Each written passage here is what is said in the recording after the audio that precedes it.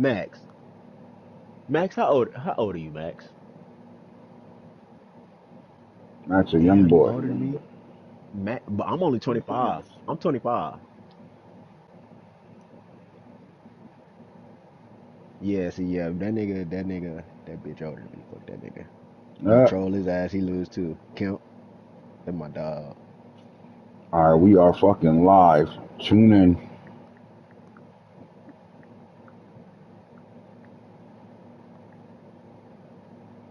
Tune in time. Let's get it. Don't forget to come in and hit the like button, man, and show some love. Also, type your name in the comment section if you're in the league and if you're an outsider, because I know my little young boy Dev gonna hop on and say, "What up, bro?"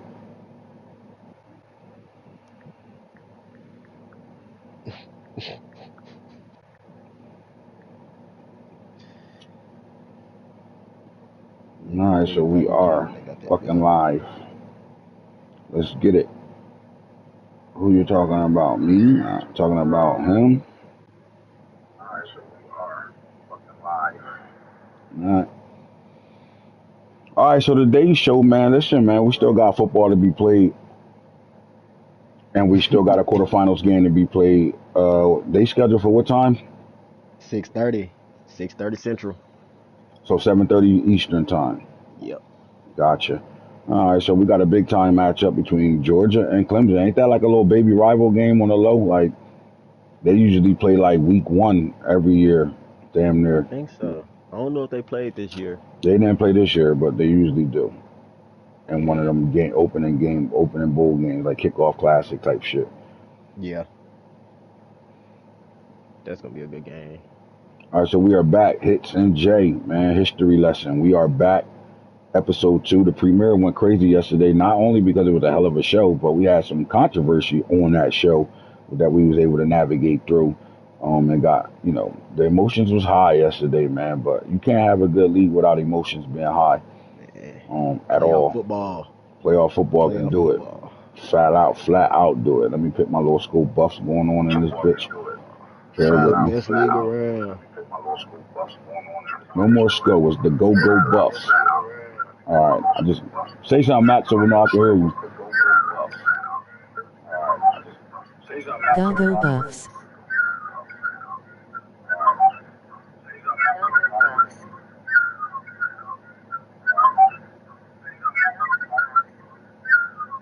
Yeah, we can't hear you.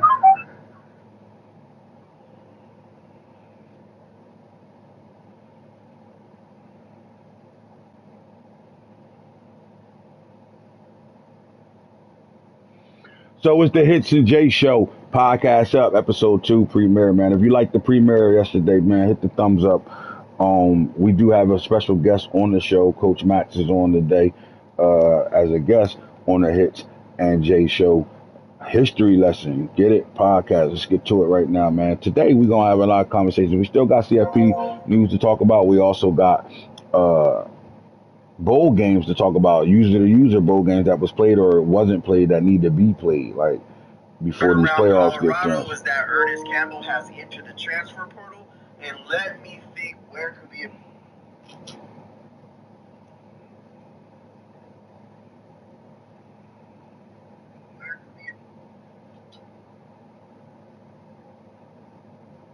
Say something.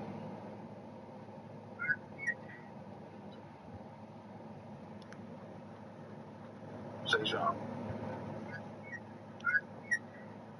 Nope. You're still not live. Say something. That's what happened to Boom. Nope. You're still not live. Say something.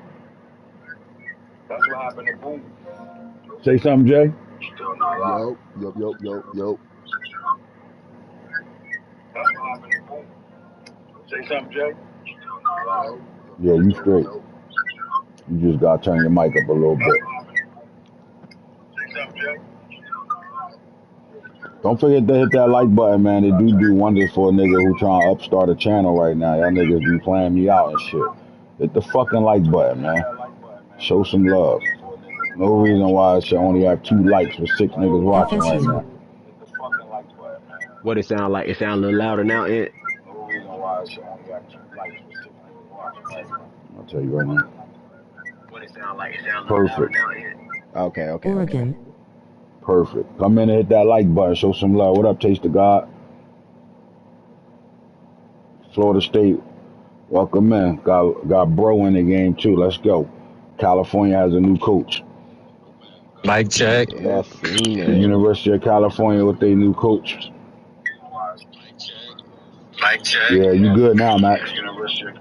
Yes, sir. And who took Cal? Red Raiders, Gladiator. Florida State's brother. Who we get out? Don't worry about it. Keep that on the low. I I think mean, that Cal. means it's probably motherfucking Duke Rally. You'll know who out when they fucking start snapping in the Hey, chat look, 5 days later. how well I know Ed. It's probably Duke Rally, motherfucking. They is either Duke Rally or his hero at BYU users. You know what I'm saying. Whoever the fuck is No. out they ain't gonna know they out until 6 days later.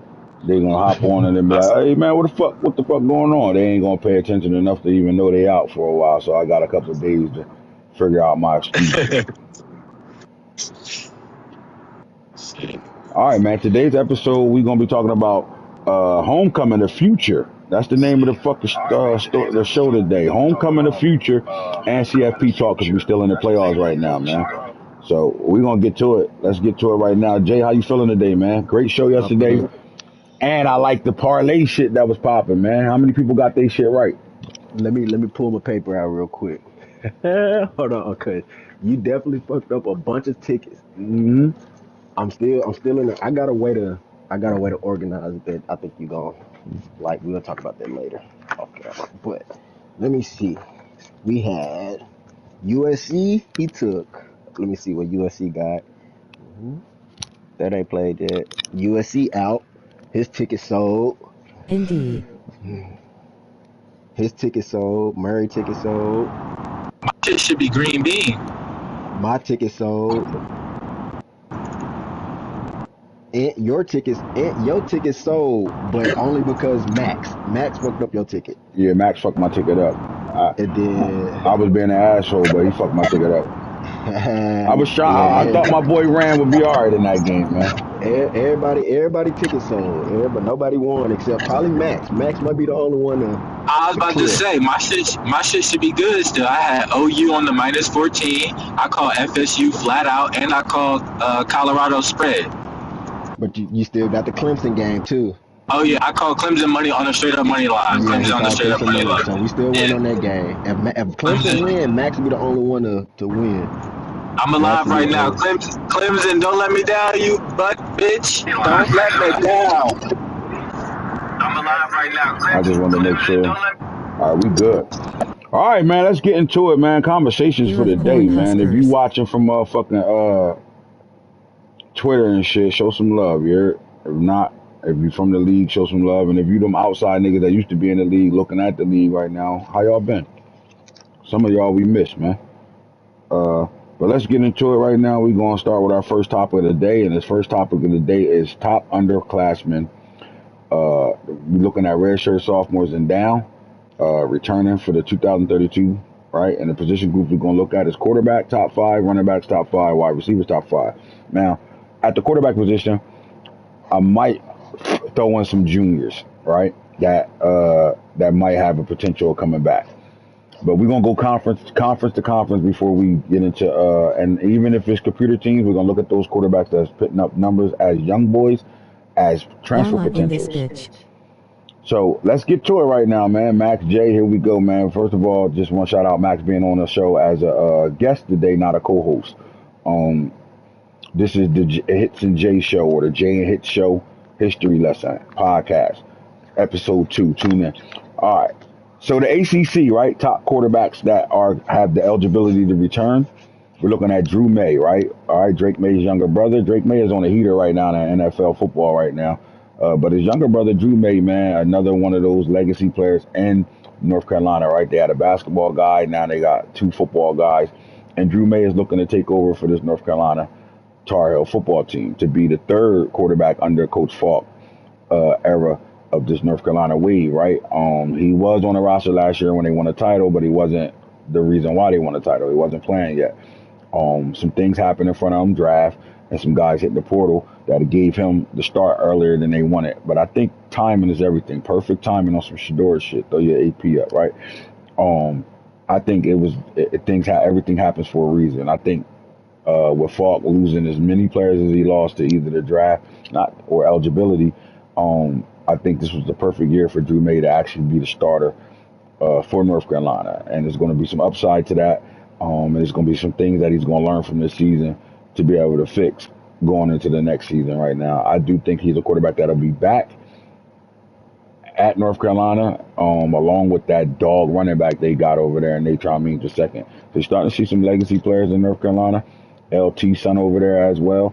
Cocaine Cowboy wilding out on defense. So you're starting to see it a little bit right now. But I'm going to go through the line real fast, and let's talk about Drew May. Stats-wise, he went crazy this year. 5,367 yards. He threw 69 touchdowns versus 12 INTs, 76 passing completion percentage, and he had 158 yards on the ground. And while we're looking at him, let's go look at the rushing stats, because you want to see if he had touchdowns as well as a runner, and he did kick in with 158 yards, 2 rushing touchdowns on the year. He did have 3 fumbles to go along with the 12 interceptions. So we'll start with you, Jay, first. As far as a young gunner, if they freshman redshirt or freshman true, we're calling them diaper dandies. But the young gunners, sophomores on down, right? How do you feel about Drew May and which state that the North Carolina Tar Heels is going to be in? My first question is, Coach Falk has done a really good job with having quarterbacks, right? Like, he's been really good at the quarterback position for North Carolina. They've been in great hands since you go all the way back to Newkirk. Now Drew May, the younger brother Drake, is now the next in command right now. So talk to me about what North Carolina has in the Drew May. I think they got a baller, man. I think they're trending in the right direction still. I think they're still on the upward trend with him at the helm and calling the plays. I think I think we're having a young sophomore, like you said, legacy player. He training with his older brother, so But I think he does a great job of finding quarterbacks that'll push the envelope for him and keep him rolling and keep his offense playing at a high level. I really can't really say nothing bad about the quarterback besides just him being young. Other than that, though, the stats speak for themselves. 320 for 417, 76 completion rate, 69 TDs and 12 interceptions. That's in 13 games at that. That's a lot of yards for 13 games. That's a lot of TDs. That's a lot of points. And this fan base has been spoiled, right? They've been having great quarterback play since 2025 started. And he's along that line right now. So I think they feel like they're in good hands. They do have a quarterback that got them to a playoff. That's one thing they haven't done yet, was miss a playoff. And I think that's the first step. Now the fan base and the alumni are looking for that next step. Can Drew May do what Burgess did last year, which is get them to another national title? This would be, if he get to another one, it'll be his third. So he's 1-for-1 in national title games. Both games he played in the title game was against DOU University. Upside, Max, what Drew May can do for this program going forward? I would say I think he just keeps him explosive. I feel like if he continues his path, he's going to be probably a redshirt senior quarterback for the program, and I feel like he's just going to give them optimal opportunities with the weapons that they can bring in, and then given honestly another opportunity to continue the quarterback legacy as far as the good quarterbacks that have came through UNC, and make sure that continues to be like a culture, I think. Yeah, he done a good job of establishing a culture with his quarterbacks. Yep. And if you're a quarterback, and it's funny because they haven't went and got a true 5-star at that position yet, right? Their guy's been 4 stars, and they wasn't the top 4 stars. So like, this is development, right? Like, you can honestly say Coach Falk as an OC is a quarterback developer, and I think Drew is going to benefit big time from that. All right, so Drew May, man, he comes back next year. Look, they had line problems this year. They were very undisciplined up front. on the offensive line, but they were really good run blockers. I do think they got to plug and play some key positions on the line that they're going to lose to the portal or not to the portal, to draft or to just running out of eligibility, right? So I think they can do that in the transfer portal. They're doing a good job in recruiting the high school right now, but their numbers is low as far as what they bringing in. So it tells you they're going to attack the portal big time this year. And I think if you could put some veteran pieces around Drew May, especially when they're going to lose one of their top weapons, that receiver, they're fighting to keep their tight end back, who was the number one receiver in the 2027 class. Got so much weight on him and strong, they moved him to tight end. I think that worked out for him. And, so, in my opinion, I think they have everything they need offensively. Is to clean up spots. If they can add some things around him, they'll be in a better situation to attack next year. Now, do y'all think, let me ask you, Jay, do you think that with Drew May returning, do you think that we should be looking at North Carolina as a team that can get to the national championship under his 100%. tutelage? I think definitely. I think that I think next season he'll have all the key pieces to build on top of the team he already has now. He has a returning quarterback, he has a very young core on offense, like a very young core. So I feel like, with that returning, and then he fixes the mistakes that he knows he has to make, which is his line play, which has only been the only reason he's lost is because of the line. So I think once he fixes that with the off season of just discipline and getting that out of their system, I think he'll make a run next year. I think he'll make a real good run next year. Yeah, I think you get your quarterback back, and we all know if you got a quarterback, you got a chance for sure. 100%. All right, so we start looking at some of these young gunners. The coldest one, North Carolina State, man. To me, they got some dogs over there, right? But we look at quarterback play this year. The coldest, one of the hottest names in college football right now. He had a 67 completion percentage, 4,279 yards passing, 49 touchdowns to 24 interceptions. Max, I'll go with you there. Can this guy be developed into a player that could take North Carolina to a playoff, right? Because I think that's what they're missing. They've been a bowl game team, but they're looking to get themselves into a playoff situation. So, do you feel like the coldest one can give them that chance as a true freshman? I feel like this is definitely their best window as far as capturing a targeted talent level that you have, and then acquiring what he can be in the next 2 or 3 years, and then you actually have the opportunity to go and get that level of development because you played him as a true freshman. So Right. I feel like if they lean the right chips and do their right recruiting and transfers, and not over recruit a quarterback, they definitely can ensure the safety here for this quarterback, and then load him with weapons and O-line and give him those one-off. Well, I don't want to say one-off year pushes, but one of those all chips in type of year pushes around when he's a junior or maybe a senior, and then the guys around him will be at a very good talent level too. So I think this has got to be the guy to do it. Dual threat, so he's definitely following up with the league's tendencies, and the Florida boys like to compete. So I think this has got to be one of those kids, one of those recruits that you think has got to be hungry for that type of. He's looking for that gold, looking for that chip. He's looking to hold something up, championship wise, even bowl contention wise.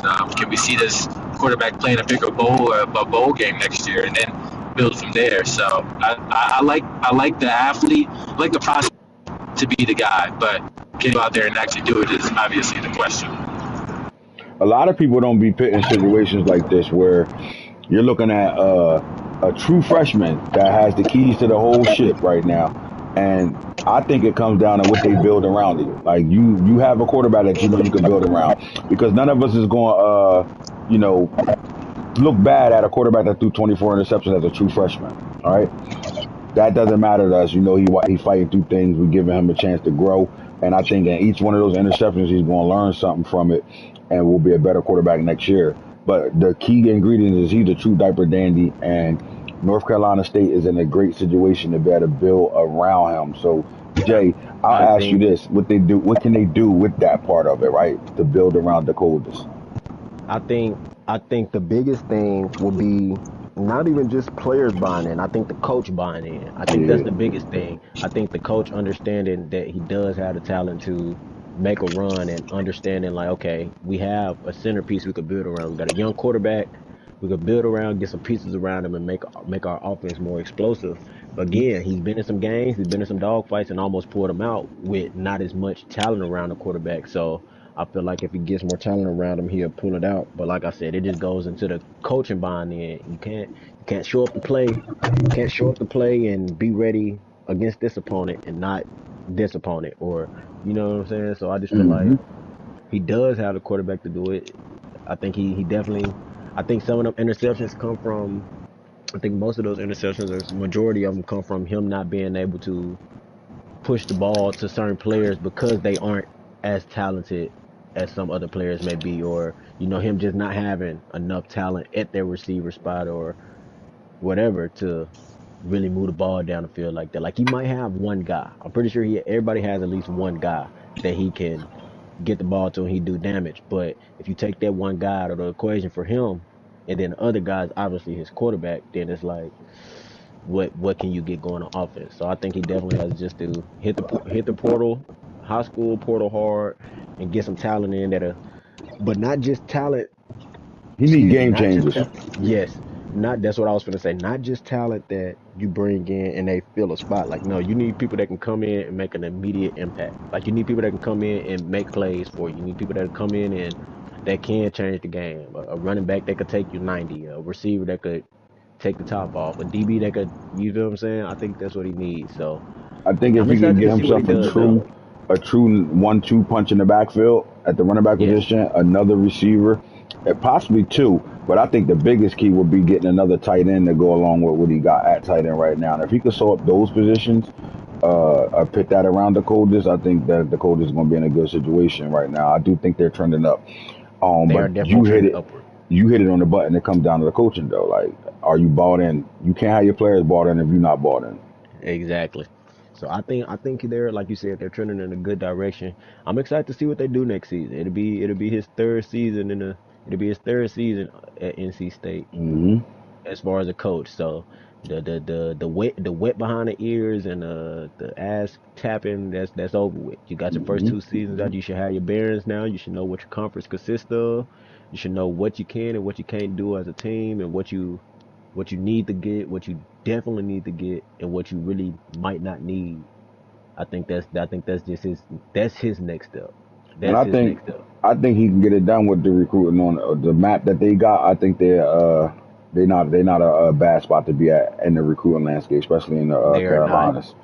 They All are right, not. It's next up, Dalvion Childs, man, the 5-star, right? This is an elite quarterback coming off his first year as a starter. Look, they got to sit him all last year and let him develop and understand the playbook. And I think that worked wonders for Coach Kemp. They better get this guy to understand. Coming in the spring ball, it was another quarterback that he was in battles with, but he ended up winning the job, and I think he won it in that spring game. And he hasn't looked back since. They had one mishap all year long. Like to me, the talent is around him already, right? As a redshirt freshman, they keep building. They're gonna bring in some dogs already through the high school rankings. We'll see what their portal look like, but I think Davion Childs has everything around him to be successful. Out of the ACC quarterbacks right now, to me, his upside to get into a national championship, he still has a shot to do it right now. But I think we're talking about 30-32. He's going to be one of the favorites to be one of the best quarterbacks in college football coming into the next season. Max, what's your for thoughts? sure. I think this is I would say this is Clemson's like Bo Bentley to extent, Mm-hmm. um, where it gives them high ceiling, this early, and then um, takes it a little bit beyond the conversation of have a quarterback have a chance with Mm-hmm. this type of quarterback. It's more like you have this quarterback, you are the chance. Like this is the chance every time you feel like you load up, it can kind of be your year. And I think it's a powerful thing when you got a quarterback like that because he can really get into a certain bag with him and really get faster in his quarterback. Uh, you get that feeling where you just know that like any game can be your game or any game you can Hey, like hey, stay in any hey. game. Basically, like no game is too big or too small for you to like play in with your quarterback. Hey, Miss Goodell, how you doing, sweetheart? Hurry your ass up home. Make sure you got a miggity for me. So look, he had 6 rushing touchdowns this year, and this just to go back to you, Jay. This might be the quarterback mold he's been looking for. Like we watched him chase some quarterbacks, right? He got a couple out of the portal, and we thought this was the year because we saw him do some things with a running quarterback. But what I like about what he's doing with Dalvion Childs is not only is he making him a thrower of the Any given football, Sunday. 70% any given Sunday, Saturday, college football Saturday, baby, 15 yards of play, 318 yards, 319 yards a game right now. I think he's showing up how to be a quarterback from the pocket, and then those 6 rushing touchdowns allowing you to know that he's also having a guy with 51 carries, 255 yards, 5 yards a pop, averaging 20 yards a game, and only 2 fumbles out of those 51 attempts. To me, not bad, but like you got a true dual threat, a quarterback that he's been looking for, right? Like whether he got it out of the portal or out of high school, he was able to go get a homegrown kid that he could mold into being his system. I think. But Well, I was going to say, I think he might be the I best ain't quarterback got no returning nose. next season. when you pull I out, we think getting them Off bitches. the early look, like I can't remember any top of my head. If LSU's quarterback comes back, I like him. yes, But I LSU would is that say one Clemson's quarterback is definitely like in my top 3. for sure. Obviously May. Damn, 2 of the ACC quarterbacks might be in the top 3 for the Yes, returning. Honestly, yes. yeah. Because Yep. Clemson, like you said, Clemson is. I think he found his quarterback with Childs. I know last year he had a quarterback, but the quarterback just couldn't get the job done. But I think with Childs at quarterback, I think it opens his offense to a new level. But I think it's for them to take the next step, especially to make that run at the Natty and get past the last game. I think it'd just be how he calls plays. If he calls his About to be plays home with now. the if he calls his plays with the guts and the charisma that he did when he played Falk that first game, that conference championship game, was it conference championship? Yeah, no, not conference championship. The game he beat Falk with that reverse touchdown. I think if he calls games like that Shit with Coleman was balling Childs at the last helm, I think it'd season. be nice. I think Coleman was balling last season, but I feel like Childs gives you more of a wider variety of plays you can call and things you can do, especially with freshmen. Like you don't have to worry about building onto a freshman quarter. Like you can go get another good quarterback and make them sit a year or two behind Childs, but you can He also got it spread those already on teams. his roster. See, so you don't have to He worry about got he quarterback got he position. got You a got to go son. get it. The coach brought his son in, and it's cool, right? That shows you that it's all about competition See, and how good you really are. My bad. That's on me. no, you good. So I feel How like good you that's the really are. thing. Because hold on, let me go down this list a little bit. You start looking at names, and here's the other 5-star that they brought in. Right, he's a Ah, redshirt freshman himself, and that's the son of the head coach, and he not even starting. So that tells you I'm that, trying. you know what I mean, no favoritism going on right Yeah, now, and no he kind favoritism. of got the system going right now. So He they made the does. best man win, and I wouldn't count this kid out for playing at some point, right? Like, I mean, this is hard. They both redshirt It freshmen, is. right? But like you see, he got some numbers going right now. He could be one of those guys that'll be. I hope he don't hit the portal. Like, I don't think he'll hit the portal. I think he'll stay. My thing is now what's throwing me is why this guy name is Benny B. Kemp the third. Like it's like his last name, his first name is He already doubled. cause I crazy. was just about to cause say he, His cause last he, name is he's a fucking idiot. he He just doubled the weird B. with. I was like, I bro, what honestly the think fuck he is do going this shit. on? I think he do it to blow my shit. Real talk, bro. Cause he know I ain't gonna talk about these niggas with these old loud ass names and shit. because So he his got name is Benny Benny, B. and Kemp. then B. Dot Kemp. So Like that is Benny Dot crazy. Kemp, last name the third. This nigga crazy. Yeah, he Then crazy. But I think he had a receiver named Fruit Loop. Like he got Sorry, all Jersey, types of it's gone bullshit going Sabu. on. Chem 3. okay. He Oh, wanted to say Kemp B. three. Kemp 3 on the chat. Well, what's wrong with it saying Kemp three? Man, he crazy. But This nigga crazy. I think Childs at the helm right now with him backing up. That's a nice playbook you can build off of that. Like I said, you can spend most of your time in a portal in high school recruiting other positions that you might be more needy in than the quarterback position. Like you can go get some more running backs and go get some more receivers, linemen, Bring me the DBs. money. I hear you. He get, Show me the motherfucking moolah. Hold the show down, fellas. I'm here. I'm for on sure. headphones, but I'm not gonna be in front of the TV. I'll run this For bread out sure. real fast. But yeah, but look, let me ask y'all this, right? I think we haven't respected Clemson's Him 3 on the back of the jersey looks development better in GL. process. We're getting to watch it play out right now. He had the luxury of not having to develop quarterbacks for a while. But now he is. He in the mix of his 2 5 stars getting developed right now. But the other part to it is what he got around. Like he's been doing good in recruiting and the portal, and he's been getting the right Yes. pieces, and he's building this program to be a sustainable program. Going on in the future. So my question to both of y'all would be: is he doing the right things, and will it pay off? I think so. I think it'll pay off again. It'll just come to how he opens his playbook as far as with these last 2 games, these last 2 rounds trying to push. If he wins this round, he has 2 more games to, try to push the envelope. But I think it'll just go on how he opens his playbook up and how diverse he tries to be calling plays. I think that'll be his major.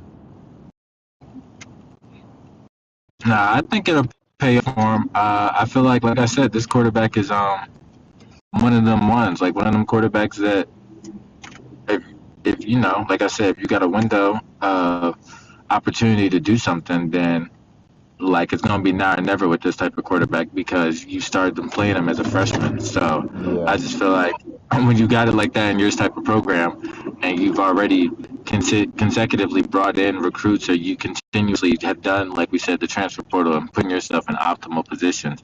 The last thing that you really had to complete was a quarterback truly of your foundation, of your build, of your Yep. product, basically. And this is that quarterback. So I feel like this is going to be the one. I think so. Let me And ask you this: Do you think his window for winning is getting narrow, or do you think it's still kind of open with his quarterback being so young, with 2 young I quarterbacks? think it's I think it's narrow. I think it's narrow because of this quarterback. Like the freshman now, redshirt freshman now, you don't know what can happen. If he turns into a redshirt sophomore or redshirt junior, you really are dancing with like the game. Like at this point, a 95 overall redshirt freshman, even if you don't spend any points, he's still going to be a 96 overall redshirt sophomore next year. I started counting Bo's blessings literally then because you just never know. Like you Yeah, never know what could happen. You never know what run triggers what. He's You're still not got to you're continue not to. gonna keep a 5 star in the building that's gonna sit there and be a backup. Every year, I was about to say. Childs I was get about to older, say the other his. one get older. And I had to deal with Trey Taylor and Bo all 4 years. I got lucky with able to do it, but there was plenty of times I was expecting niggas to roll on me, and they just Hmm. didn't. But like that doesn't always be the case. Sometimes niggas roll on your ass. Yes, So sir. I feel like the window with Childs, it damn near is now. It can turn into a Bo Bentley where it's like you get 3 or 2, 4 years of really like having a shot at that shit. It just depends on how like that relationship is handled between coach, player, transfer portal. Because you see me like you ain't never see me bring in no quarter. I brought in a quarterback the first year, the only year I thought Bo was really gonna lead me, which was redshirt junior. And I got lucky with him staying as a redshirt junior, and then I just kept the niggas that were there on the roster because I got to get them to buy in. But I ain't go after no quarterback them other years. I ain't recruit a quarterback until Bo was a junior. Like, I literally was rocking on the rosters with the quarterbacks I had.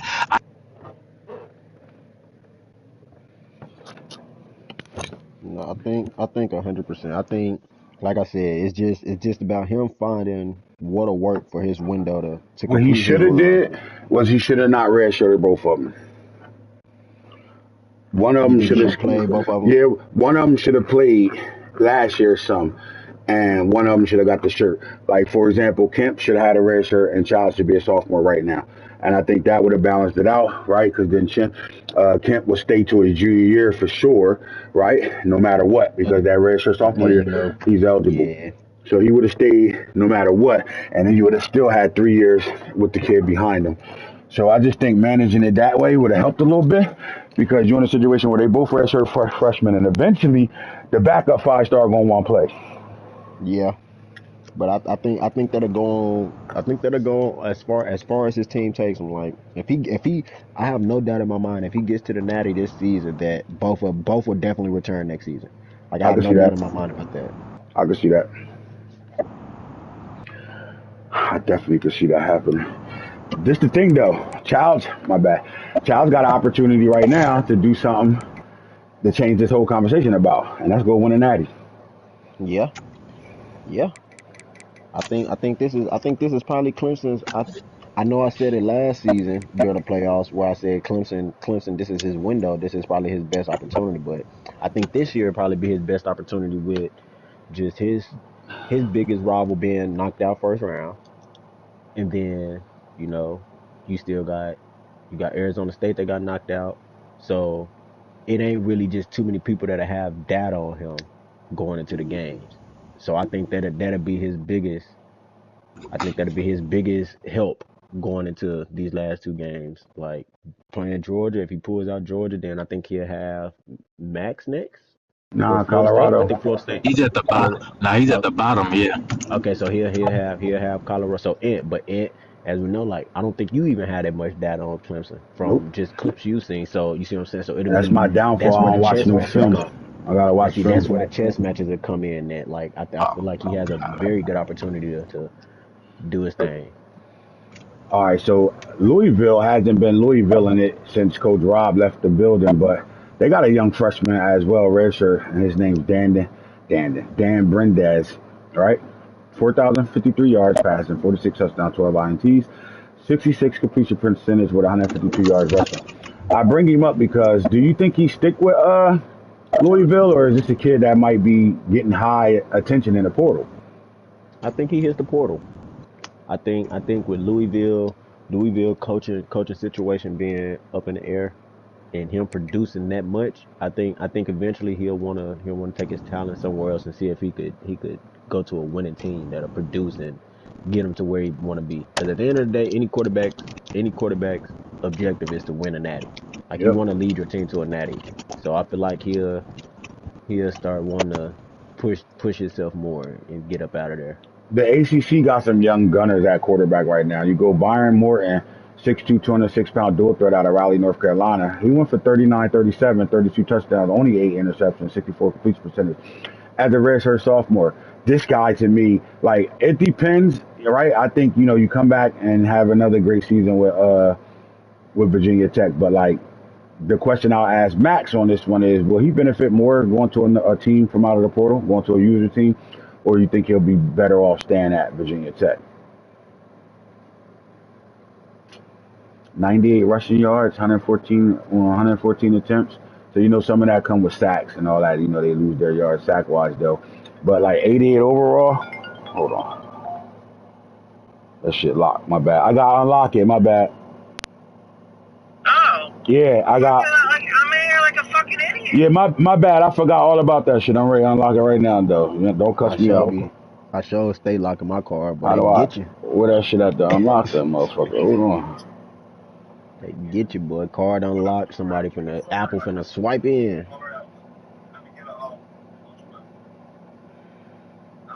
Alright. How do I unlock it? Hold on, man. It's blowing my shit. Oh, here we go. All right, we good. They definitely got a lot of signal call. They definitely got a bunch of young signal callers in that conference, though. Is Virginia Right. taking the ACC too? Yep, Virginia Tech in the Yeah. ACC. And he had 88 overall as a redshirt sophomore. So I know, I don't.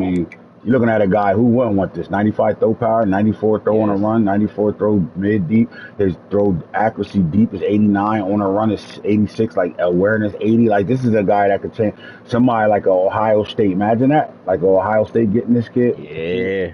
Oh my Yeah. God. Yeah. I I can see think that. I think that's another kid that hits the portal. Again, we talking about kids that's putting up the numbers at other schools, but they ain't really just seeing the payoff because their team not going nowhere. I think them want to go to a team that actually compete is gonna be a lot. I think it might be the best year for portal QBs. And unless If you look, users lose their quarterbacks, right, their backup dogs or a starter, yep, he might be the highest retention quarterback in the portal right now. Like he might get the yep, highest grade. So I think, guys are going to pay attention to that, and you'll see Byron Morton. To me, he'll be on somebody's team before it's all said and done. Imagine like a South Carolina getting him to start their program run with. Yep. I like that. Or Duke or Now Duke got a Duke quarterback sitting right here. Osefa Dog. He a dog, so they good. Penn State could use a quarterback. Yes, sir. Yes, sir. Nice One of the new coaches, University of Cal, could use a quarterback like that. Yes. West Virginia too. Mm-hmm. All right, so Charlie Ward Jr. is on his way to the semifinals, playing quarterback for the Florida State Seminoles. Legacy, right? They got the dog of the dog. 3902, 45 touchdowns, only 8 INT, 71 completion percentage, 54 attempts, 53 rushing yards. That tells me he gets sacked a lot, but this guy's making big time plays right now, though. Yeah, he definitely gets sacked a lot. And he a guy that definitely be back off his redshirt freshman year, so 30-32. Like right now, just going through the ACC alone, like the quarterback play look like it's going to be good, and 30-32. That might be your top 5 QBs coming back next season. Shit, Isaac ACC alone. Pitch Isaac Price. He's a sophomore, red shirt, 35 touchdowns, only 12 INTs, 3,676 yards passing. Like, dog. Then you start looking at Sefer Dog himself, 34-31, 37 touchdowns. All they got, Duke just got built some shit around him. Yes. He ready for it. 372 yards on the ground as well. He ready for it. They just got built some shit around him, and I think they're gonna do a good job of that, right? They looking at some of them basketball guys out there to invest in that football program. So we'll see how that shit goes. They got the boosters out there for sure. And damn, bro, it's like every quarter. What's going on? Like nobody play defense in the ACC because all the quarterbacks over there are shitting. Another sophomore, about 3 billion almost. Yeah. Syracuse quarterback is a dog. Redshirt junior Chris Jordan. He might not need it. Well, he a redshirt junior. Cal might not. I'm going to go get me a quarterback even with this guy right here. Because look, if he can get Morton, like he at 82 overall, but the guys that we talking about hitting the portal, Virginia Tech's guys at 88, and he younger. So yeah. And you could sit him for a year. You could keep his red shirt, sit him for a year, ride with him, and then build up the next one and be ready to roll next season or season after that. Yeah, they getting to it right now. And then Jeff LeCounte, he all right, but he's somebody that probably nobody ain't gonna be worrying about going forward. And then another portal entry you gotta look at right here, Benny. Like, would he leave his dad? I don't think he leaving him, but would he leave his dad? He not bad though. 16 to 2 interceptions. His ratio for touchdown to picks is pretty solid. 73%. I think he's showing them that. Like right now, what he's showing is if something was to happen to our quarterback, we got a guy that can come right in and be straight. I don't think he leave. I think if he decides to leave, I think it'll be next season. I think it'll be next season. If he don't, I think if he do just decide to, I'm gonna jump in the portal, it'll be next season for sure. All right, young Jaden Wade, redshirt sophomore for Colorado, has the opportunity to return for the 30-32 season. I think he'll be on everybody's early favorite Heisman if he does return. Yeah, most likely. I think he'll be a Heisman favorite. He might be the Heisman favorite. Yeah, I agree. 11 rushing touchdowns this year. He had 21 touchdowns on the ground last year. Like, this kid dual threatened it for real. Like, 2 fumbles. He threw how many picks I threw with him this year? 19, I think it was. 18 interceptions. 18 picks this year. I think you got, if you come back next year, you better get them turnovers down. Like, you gotta, if you want to win the Heisman, you gotta be 10 or under when it comes out of interceptions. But I ain't gonna lie. You can't. You don't throw for 7,000 yards without 18 interceptions. Like, yeah. I think just the way you push the ball down the field is what causes that many interceptions. But it also pays off because you have 7,000 passing yards. Right. So I think that definitely matters. I think that's a. Does he go to the number one? If he comes back next year, is he the number one quarterback on the board right now? Like 100%. Yeah, I agree. 100%. I would take him first. May and Childs and May is like the May argument. and Childs are like 2-way, like that. That's your that's where your argument comes in for that second quarterback off the board or Mm-hmm. just on the board next year. I think it may lean towards Childs more for the simple fact that he got a little further in the playoffs Yep, I was than gonna May go there. did. So I think it'll lean towards Childs more, but other than that, I think that'll be just about it. I think that'll be the only compelling argument you could make is that Childs went further in the playoffs. Yeah, and I also, you're looking at Jaden Wade as this is his second year, but it's his first year under the Google offense, right? Like, so he's still ironing out the kinks there. But I do like, his chances and where he's at right now. He's actually been holding it down for Colorado for sure, across the board. But next up is a young sophomore as well, another elite quarterback that's at Notre Dame. Man, this story is some. This is what make you like our league, right? He had C.J. Carr to start off the dynasty with. Redshirted him after a really good first year season. Lost him to the portal and been looking for a quarterback ever since. And we talking about 6 seasons later, he's been looking for a quarterback ever since. And 2 years ago, he got this guy out of high school in a battle between Colorado and Notre Dame. Came down to the wire. Stacy Malden going to Notre Dame. He made the right decision because Colorado got Jaden Wade at the same time as well. Is it safe to say Notre Dame has found their quarterback? Oh no, I'm thinking. I'm not gonna say yeah because I think this is his first season without the car curse actually killing him. Uh, well, no, last season was his first season without the car curse killing him. But He played I ain't good gonna say last he. year for him too. Yeah, I think I don't. I'm not gonna say he does have his quarterback because, excuse me, he definitely has to. He definitely has to kill his. He has to bring his turnover rate way down. He's almost 50-50 TDs and interceptions. 53 Yeah. TDs, 22 interceptions. I think. I think. I think he can build on it. He can bring the Definitely not turnovers somebody. down. Yes, definitely not somebody that you just move on from or just say, "No, we need another quarterback." Definitely somebody you stick with and give him a shot to prove that he could be more productive as far as keeping the ball out of the defense's hands. But other than that, I think he didn't really have a bad season. Like I said, just the biggest thing is just the interceptions. With 22 interceptions, only with 53 TDs. Like if you're gonna have 22 interceptions, your TDs should at least be like You at better be up there in the 70. high 70s, Yeah, 60s, yeah, high it got to be 60s, high 70s. 70s. Yep. I agree. Here, I'll make it for you. Give me another one out there. Now give me one the right way. There you go. Acting all funny and shit. Oh, my bad. I'm in the middle of a podcast. You want that thing right now. What Jimmy Horn say? I'm ready right now. Right I'm ready now. right now. So what do Notre Dame's quarterback got to do for you to be convinced that he'll come back as one of the best quarterbacks in the country? I think, like I said, just for one turnovers. Like that's the first thing. Like turnovers. We have to minimize turnovers. I think with as many turnovers as he has with that many TDs, I think if he minimizes his turnovers, then we get into okay, could he have been in the playoffs? Could he have made a run in the playoffs? Mm-hmm.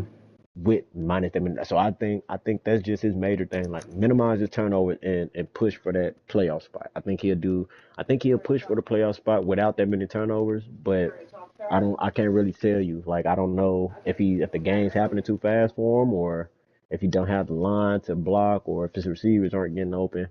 I can't really tell you what it is, but all I know is from a signal caller and from a coach perspective, I don't want to that's 22 turnovers. That's a lot of points that you leaving out there on the field. It's a lot of money you leaving on the field. He got a chance to come back and be the first quarterback in the era of Coach Farmer to get his team to a playoffs, right? They haven't had a Yep. playoff run yet in Notre Dame, and they've been very patient with the coach. And I think they gave the coach a second chance because they moved into a conference for the first time, Hmm. and he did a really good I, job in his first year in the Big 12. So I think he bought and I himself some think that was a time. great move. Yeah, it's a I think him going to definitely a great program move. So I guess my question would be, how important it is for just not just the quarterback play, but for the coach itself to get his team to a playoff for the first time? Like, is that hot seat hot as hell, and is it guaranteed based off of if they get to the playoffs or not, or you think he got a longer leash?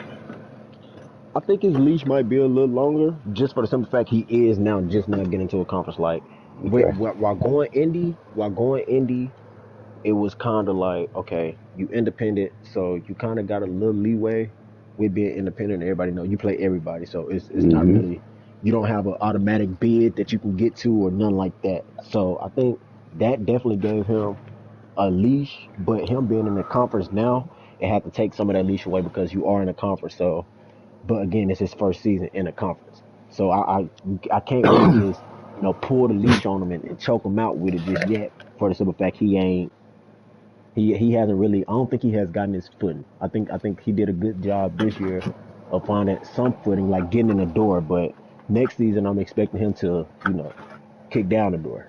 Yeah, that's what he got to do, right? And Stacy got to be the one to take him to that kick down the door. Like, your Yes. quarterback got some weapons around him. Got a young running back, right? And Shady McCoy's son. They got McCringleberry receiver. I don't think they're leaving yet. They might be juniors. Who knows? But what does he do in the portal? Because I think this is the type of quarterback that you attack the portal and pitch some shit around him.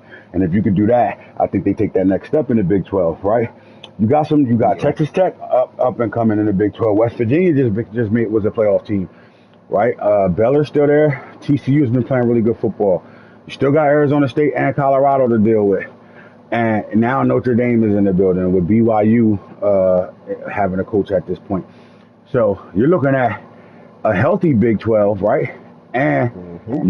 it's not a short leash. Like, I mean, it's a short leash. It's not a long leash because there's some guys in the league now. You might not look at them as they dogs and, they'll walk you down, but and I know college football can go any given Saturday. He got to make himself in the conversation of top three in the Big 12. If he can't top three, because they be shitting on the Big 12 rankings and all that shit. So if he can't be top three in the Big 12, then that leash is going to get shorter and shorter, tighter and tighter, in my opinion. But I do think that's the question. Did they finally find their quarterback since Carr? I think they did. You still, all right. I think they got a quarterback they could build around. Okay. Yeah, and it's not easy to bring an elite quarterback in. This guy came in elite from the door, I know, because I was recruiting in a battle with him. He stole him and a receiver from me, and that's McCringleberry. Now, Big 12. Senior George Agnew, sophomore quarterback from Fort Lauderdale, Florida.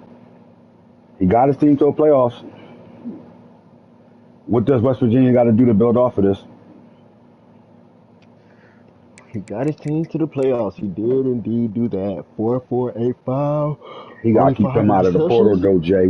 He got to Yeah, keep he them out of the definitely got to keep him portal. out of the portal. He definitely has to keep him out of the portal. I think he also has to get him to buy in. New Yeah. coach, Mm-hmm. might not be the same system, might not be what he wants, or might not just be the plays. But I think if he can tailor make his offensive system to him, That coach is the thrower of the and football, so George is going to like that part of it. They're going to be in so what's the air raid. yeah, so I think that'll be right up his alley. Now it's just a matter of putting pieces around him or And capitalizing on the pieces you have and and keeping the getting some tampering good ass balls. coaches away from you, Yes, yes, because people because he'll people are be a definitely hot gonna come after he him. gonna be a hot portal guy if he hit that portal. If he And cannot retain him in the don't let portal, Alabama tamper with him and tell him he got boy, motherfucking a boy, 3.5 million for him to come play for him. It's over he gonna with. be gone. But I don't Fucking think. up out of there. But I'm gonna tell you who else. I'm gonna tell you who else he don't need to let get to him. Arizona State. Or If he Ohio do hit the State. portal, yes. If he hit the portal, Arizona State or Ohio State get their hands on him, it's gonna be ugly. Cause that is an Ohio State Arizona State quarterback. Like, Right away, right? Like, you looking at this yes, kid, right like, away. I mean, you hit it on the button. Like, Six you looking three, at a guy, 96 six throw three can power, run. everything 90. And the best thing about him is this. This is where motherfuckers will love him if he hit the portal.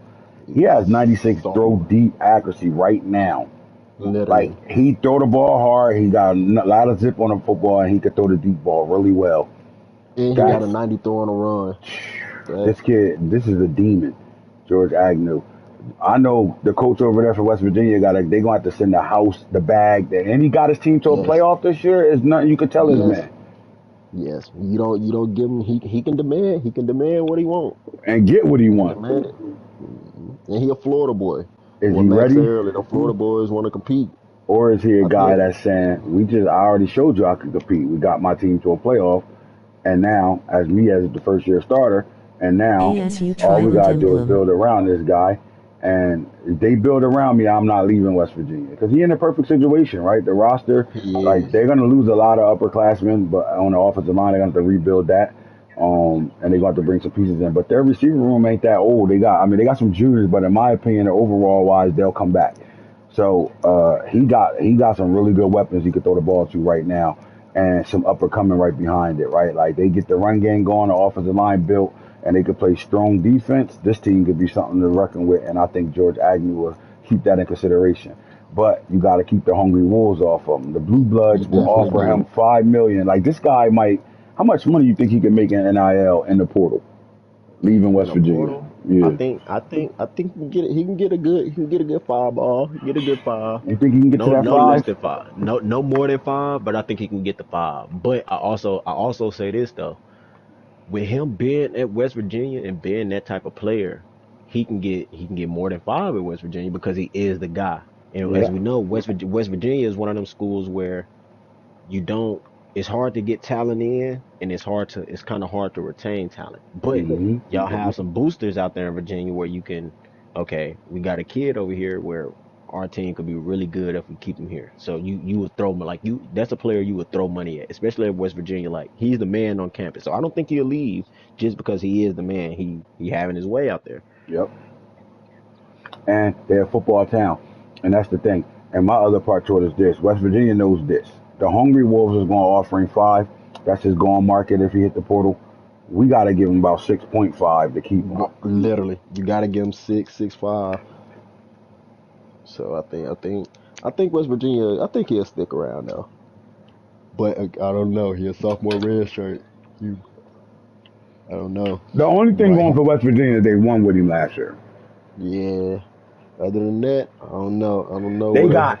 got, we won with you. You already showing you that we can coach you to a playoff, right? And we're letting you be your guy, right? You're an air raid guy with some running capability. And we're gonna let you do what you do. And to me, I think that's the thing that can keep him around. But then he gonna look at the roster like his agents is gonna hear that, see that money, and be like, "Fuck all that. This is what they offer you." But Right. him, if he had a smart agent, they'll say, "What do West Virginia got around you, and how much longer can they sustain what they got around you?" And if that works out, then we stay at West Virginia, right? Because Yep. you're gonna get the major bag at West Virginia, unless you just want to go to a program that can, play for a championship or something. And that's it. Ben Choice is a redshirt junior. They need him to come back for Bella to better do what they trying to do. Same thing with Zaire Ismaili. Now I think he's going to the portal. This is going to be another hot quarterback. Look, Houston lost all their talent to the portal. When Coach Rob left Louisville and went to Houston, he brought a lot of players with him, and I think 2 went to the league. All the rest of them hit the portal except for Zaire Ismaili. Ismaili That's was a tough. dog at quarterback for Louisville. Transfers to uh, Houston, get him to a playoffs, and then he had a bad start off to the season because their coach was leaving. He didn't follow his coach though. So because he didn't follow his coach, does that mean he's gonna stay at Houston and finish it out to a senior year, or he's already eligible to go to the draft right now?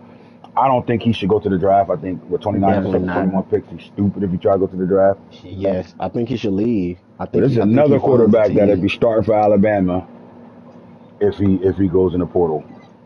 I Flat think he out. leaves and goes to the portal. I think he goes to the portal. I don't think with that type of production that he just had this Hmm. year, 29 TDs, 21 interceptions. I think with that type of production, he definitely hits the portal and tries to find another home that can maybe Develop I him. have better talent. Yeah, I have better talent around me to where I don't have to throw 21 interceptions. I Right. could throw.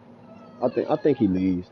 If he done, that means he really believes in what's going on in Houston, and he believes he can get the job done over there with that team.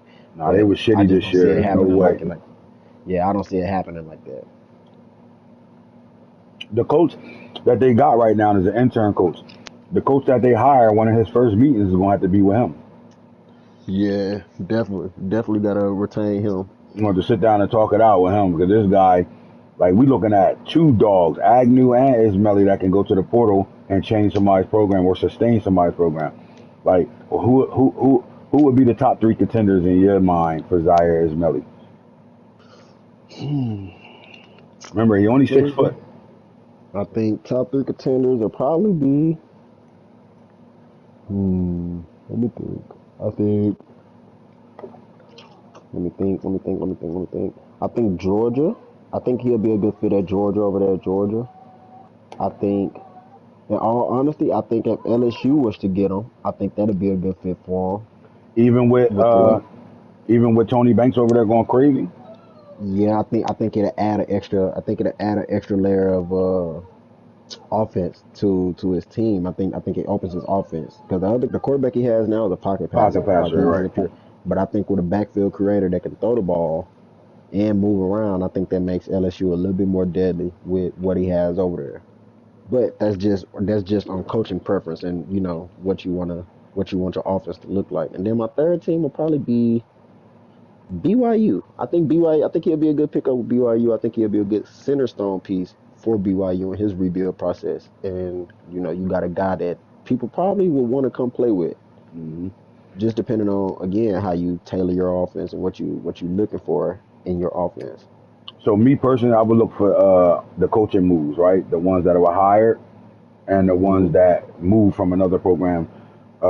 Like, I wouldn't count Michigan out with his head coach being at Michigan right now. I wouldn't count that out, right? The other thing I wouldn't count out is the teams that got senior quarterbacks right now. Arizona State, Alabama. Both of them playing with senior quarterbacks from the portal right now. 1 year rental guy, this would be the guy, right? And I will go as far as saying that Alabama probably had a better reach to get him, but Arizona State would benefit the most from him. I think him and Bama offense would, with those stats right now on the screen, definitely 100% Bama offense, because Bama is gonna run the ball. Like, Bama is gonna be Bama. He gonna put the ball on the ground. So those turnovers would definitely be minimized. But I think Bama might be the best fit for him. But Brandon gets good. He not a turnover prone. He hasn't had a quarterback that really be killing him with turnovers, and he do a good job of coaching his kids and doing the right shit. Yeah, I think those are two good landed destinations. But I'll probably lean more so towards Bama, just from the simple fact of, like I said, he's a bigger quarterback, 6'2", 218. So he'll help Bama in his run game. Murray might not run him as much, but he'll help Bama in his run game. And on top of that, when Bama does throw the ball, it's not like Bama is putting a lot of stress on his quarterbacks to throw the ball. So I think that'll be a good fit for him. All right, Kansas State quarterback 2 overall not good. We're gonna slide to the next conference. Let's look at the Big Ten. All right, Westbrook, he's a redshirt junior. Do he come out, or do you think he come back and give him another year? I think he leave. He got 7,000 passing yards and 75 TDs. He gone. He the fuck up out of there. Carson Palmer, redshirt junior. His overall fucking 97. I don't see him sticking around. But if he does, yeah, he gone. And then you're looking at Trent Skaggs. Oregon might need a quarterback going into next year. They got one on the roster, but I think they can go to the portal as well. The Big Ten quarterback play, Nebraska got a redshirt sophomore, and shooter Drake Goff. I call him Tim Tebow. This kid is a monster. 6'5", 240 dual threat. Yeah, he stole him right out of Arizona. Yeah, that's OD. 41 passing TDs, 21 interceptions. He flinging them picks, though. He flinging them picks around, boy. He is. How about Denard Robinson the second? Denard Robinson. This is why Ismaili ain't follow his coach, because he knew, like, man, he got this young boy over there. Fuck that. I'm not following him. 39 touchdowns, only 12 picks, 427 on the ground. Yeah, he balling. I got one. Michigan. If you watching the show, better not lose him. If you are watching the show, I need you to change his number to 98, please. Right. Please put him in number 98. Please put him in number 98. That's all I ask. I thought Shoelaces wore 16. He did 1 year. He did 1 year, but Nah, the next you year talking after about the that, other quarterback? Not Shoelace. Shoelace didn't wear a 97, 98. The other one did. And what's his name? He a analyst right now. Oh, what the fuck is his name? All right, let's give a 2 speed to excel out. If you could tell me the quarterback that was at Michigan that wore number 98. He is now an analyst right now. It's not Denard. Denard, remember, he went to the Jaguars and played running back. The other guy, it was the guy after him. I know who it is. I If know who it you is. know, you better say it. You want that 2 speed It's to Devin excel. Gardner. It's Yeah, Devin Devin Gardner. Gardner. There you go. Devin There you Gardner. go. Mhm. I thought Denard Robinson wore 98. Denard did have 16 though. Yeah, Denard shoelaces. Yeah, he gotta put him in 16. He going to Texas Tech. He transferring Yeah, over. it's already been said that he's following his coach. He followed So head Lane coach to Hatcher, Texas he's Tech. out of there. So We that's gotta a good thing minimize they coming into the turnovers. building right now with a quarterback that y'all completely familiar with. And he's even the state of Washington to go to Texas Tech. So you know he's following his coach for sure. We gotta minimize them turnovers. Look at His Michigan quarterback State. Oh ball. my God, bro. 34 TDs with 26 I picks know is the very 26 bad. picks is bad, right? Yeah. But he balled. He balls. I watching him play live with him. He balled. Like I don't think the 26 picks reflects how he is as a quarterback at all. They better do everything in their power to keep him because the Porters give us, the Porter takes us away. You better He not definitely lose this does. kid. He a redshirt freshman. He is going to be a stud. Greg Miller, Michigan State. All right. How about his senior? All right. And listen, Adrian Ramsey, Penn State, 24 touchdowns, 15 INTs, 3,243 yards as a redshirt sophomore. I think they need to go get a quarterback, even though if he, this kid might be something for him, but I think he's going to have to go get a quarterback. He definitely needs a quarterback. I think he'll be a good backup quarterback. Some quarterbacks are just career backups. Man, it's just it is what it is. I agree. Let's look at the SEC and their young gunners at quarterback. All right, so Tony Banks leads the SEC. He come back, it's a problem. For He'll be sure. the best quarterback in the SEC for sure. For sure. Best quarterback in the SEC. And then Xavier Gada is on his red shirt. I mean, his true junior year. He at 99. I doubt he coming back. This is why you thought Georgia would be Yeah. a good spot for some of them quarterbacks. Yep. All right. The air raid pocket passer, Brian Montez, his numbers is official, bro. 4,280 yards, 34 touchdowns, only 8 picks.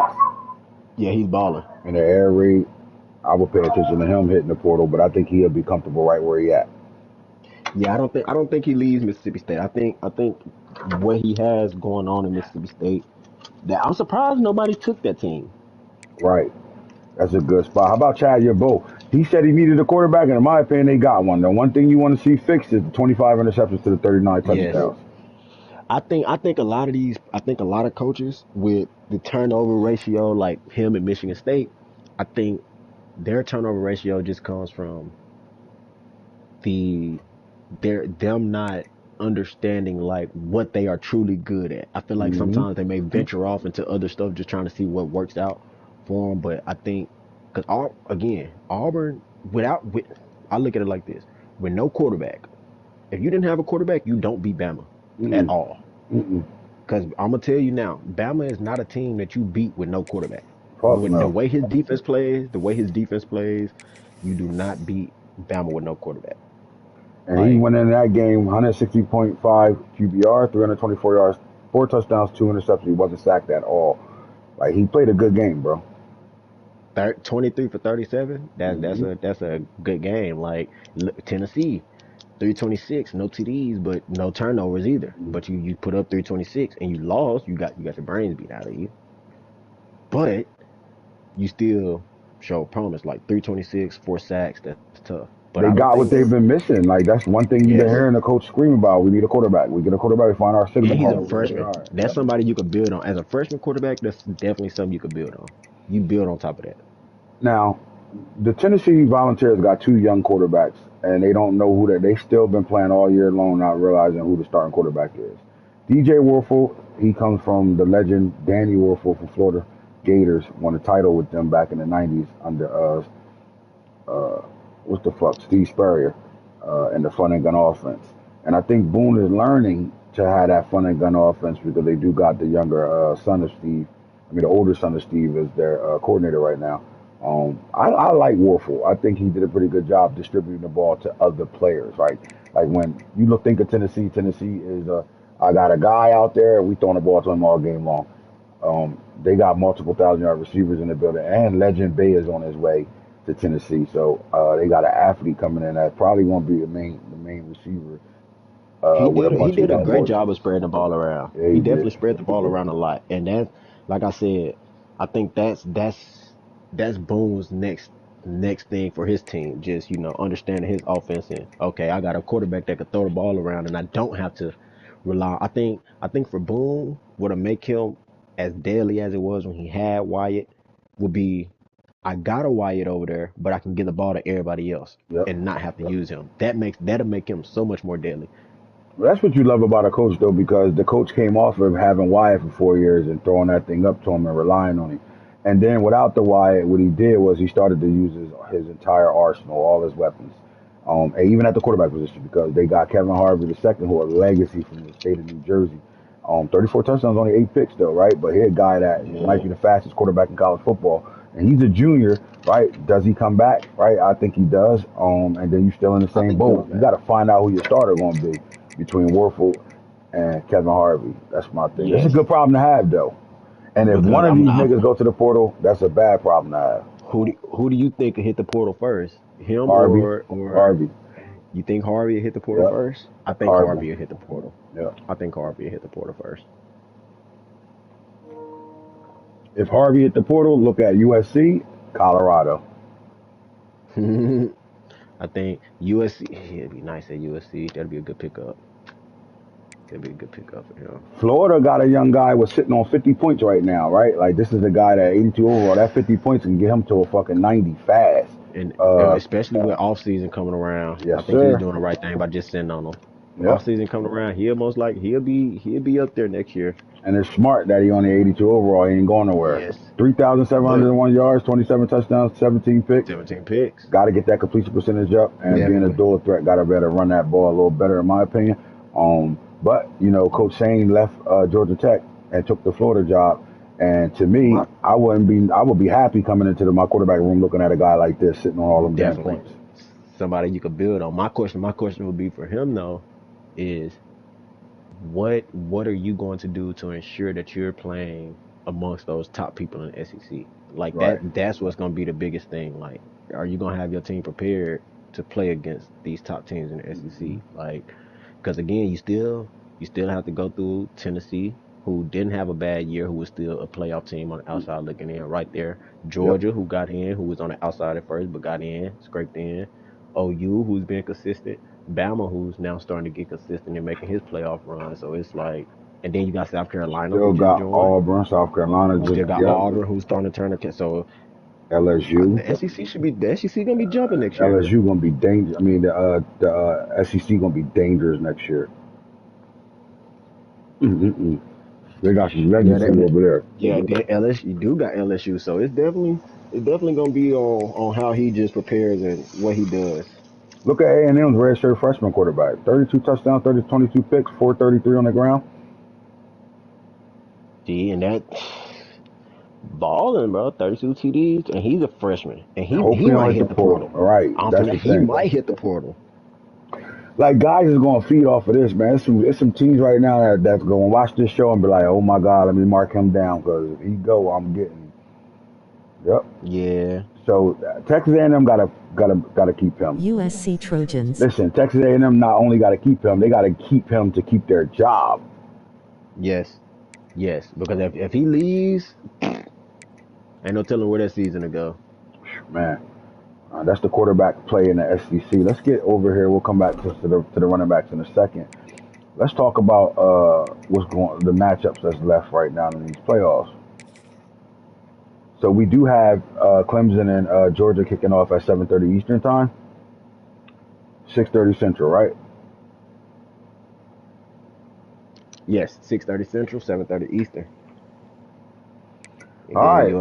While we was on the show yesterday, we had the big Ohio State-Florida State game, man. This came down to seconds on the clock. Walk us through, man, what happened in this game, how Florida State was able to win it 42-35. Man, I think, I think what it boiled down to was Florida State having a lot of momentum. Like, there's a thing as having momentum, but he had a lot of momentum going into this game. You come off of beating Clemson in a conference championship by a convincing win against Clemson. Then you come first round. He had a bye week. He had a bye week, didn't he? The first Mm-hmm. week of the playoffs. Yep. So you have a bye week FSU. where you can, Florida yeah, you State can had bye to week buy. Yeah. and then you come and play a good Ohio State team, but you pull it out. But I think he was riding on just. I think he had a lot of energy going into the games, and again, it just came down to it was a shootout for sure. A hell of a game, hell of a game. Made a shootout. As you can see, Todd, Ohio State was leading in just about everything up until literally the last minute. He's beating their first down. They had the same amount of plays. He got more yards than Todd, but Todd has more rushing yards. Todd also had less passing yards though. But they were even on third down conversions. And I think Ohio State getting one more third down conversion will win that game. But it came down to it came like their density, as you can see, this was a very even matchup. Like Yes, it very was. even matchup. Very even matchup. But Todd also got in the red zone 4 times and didn't score at all. Yeah, that's With bad. two turnovers. With 2 turnovers. That's bad. But You can't turn the Play ball over in caller. the His red play zone. calling was shit in the red zone. His play That calling was that but hurts. trash. see, But see, it also goes Todd revamped his offense. So he's just, he revamped his offense. I think Todd I think Todd next thing It's is the like I the said, play the just play calling lost in this game in the red. yeah, You it can't be in the definitely red did. zone and not get no points. But I will say, even with the bad play calling, it literally came down to 30 seconds left. Florida State ball, third and long. He throws a bomb and he creases a bomb from his side of the field. Like he scores I think from like his 30 or something like that. Like he went the length of the field and it left Todd with 12 seconds left. But even with those 12 seconds, Todd still had 2 plays to take a shot. He took a sack on one play, and then the next play was just a prayer that didn't get answered. But And I'll say like this I to said, you: go back to the regular season, right, and think about this. And I'm gonna show you that it was coaching. How many games did he get into where that happened to him, where he lost it who in the took last seconds? who Todd Yes. He had one some other one score game. games. He had like One Bama he was had a the one one. score game. Bama was a 1-score game, and then he lost to UCLA at the end of the game, 1-score game. But like I say, I just feel like the next best thing to make Todd get over that hump would be having just that consistent competition. Like the conference has great competition for him, but somebody that can threaten his spot as the top dog in that conference week season in season out. I think that's what he's missing. Like and the SEC, everybody else Max is that guy for them. Like they have Max, like that's going. Okay, I know when I play him, I'm gonna get a game. It'll push me to play my best. I don't think Ty has that. Like he might get a good game.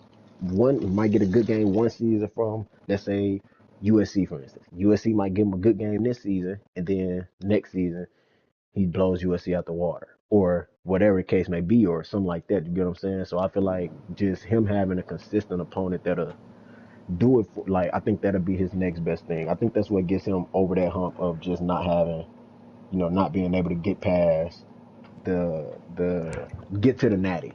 But like we also said, it goes if Florida State wins it all this year, can you really be mad at? You could be mad at Todd, but can you It'll be really be another mad at season Todd? where Because Ohio he State lost to put the out person by the that champion. wins. Yep. So it's still falling in his criteria, like his range. So that's why I can't really just judge him so fast because ain't no telling what Florida State run gonna look like when it's all said and done. And I Well, think I think if what was crazy to me is if you look at Charlie Ward Jr.'s stats, man, he averaged 20 yards a play, 70%, 17 for 24, 4 touchdowns, no picks, sacked twice.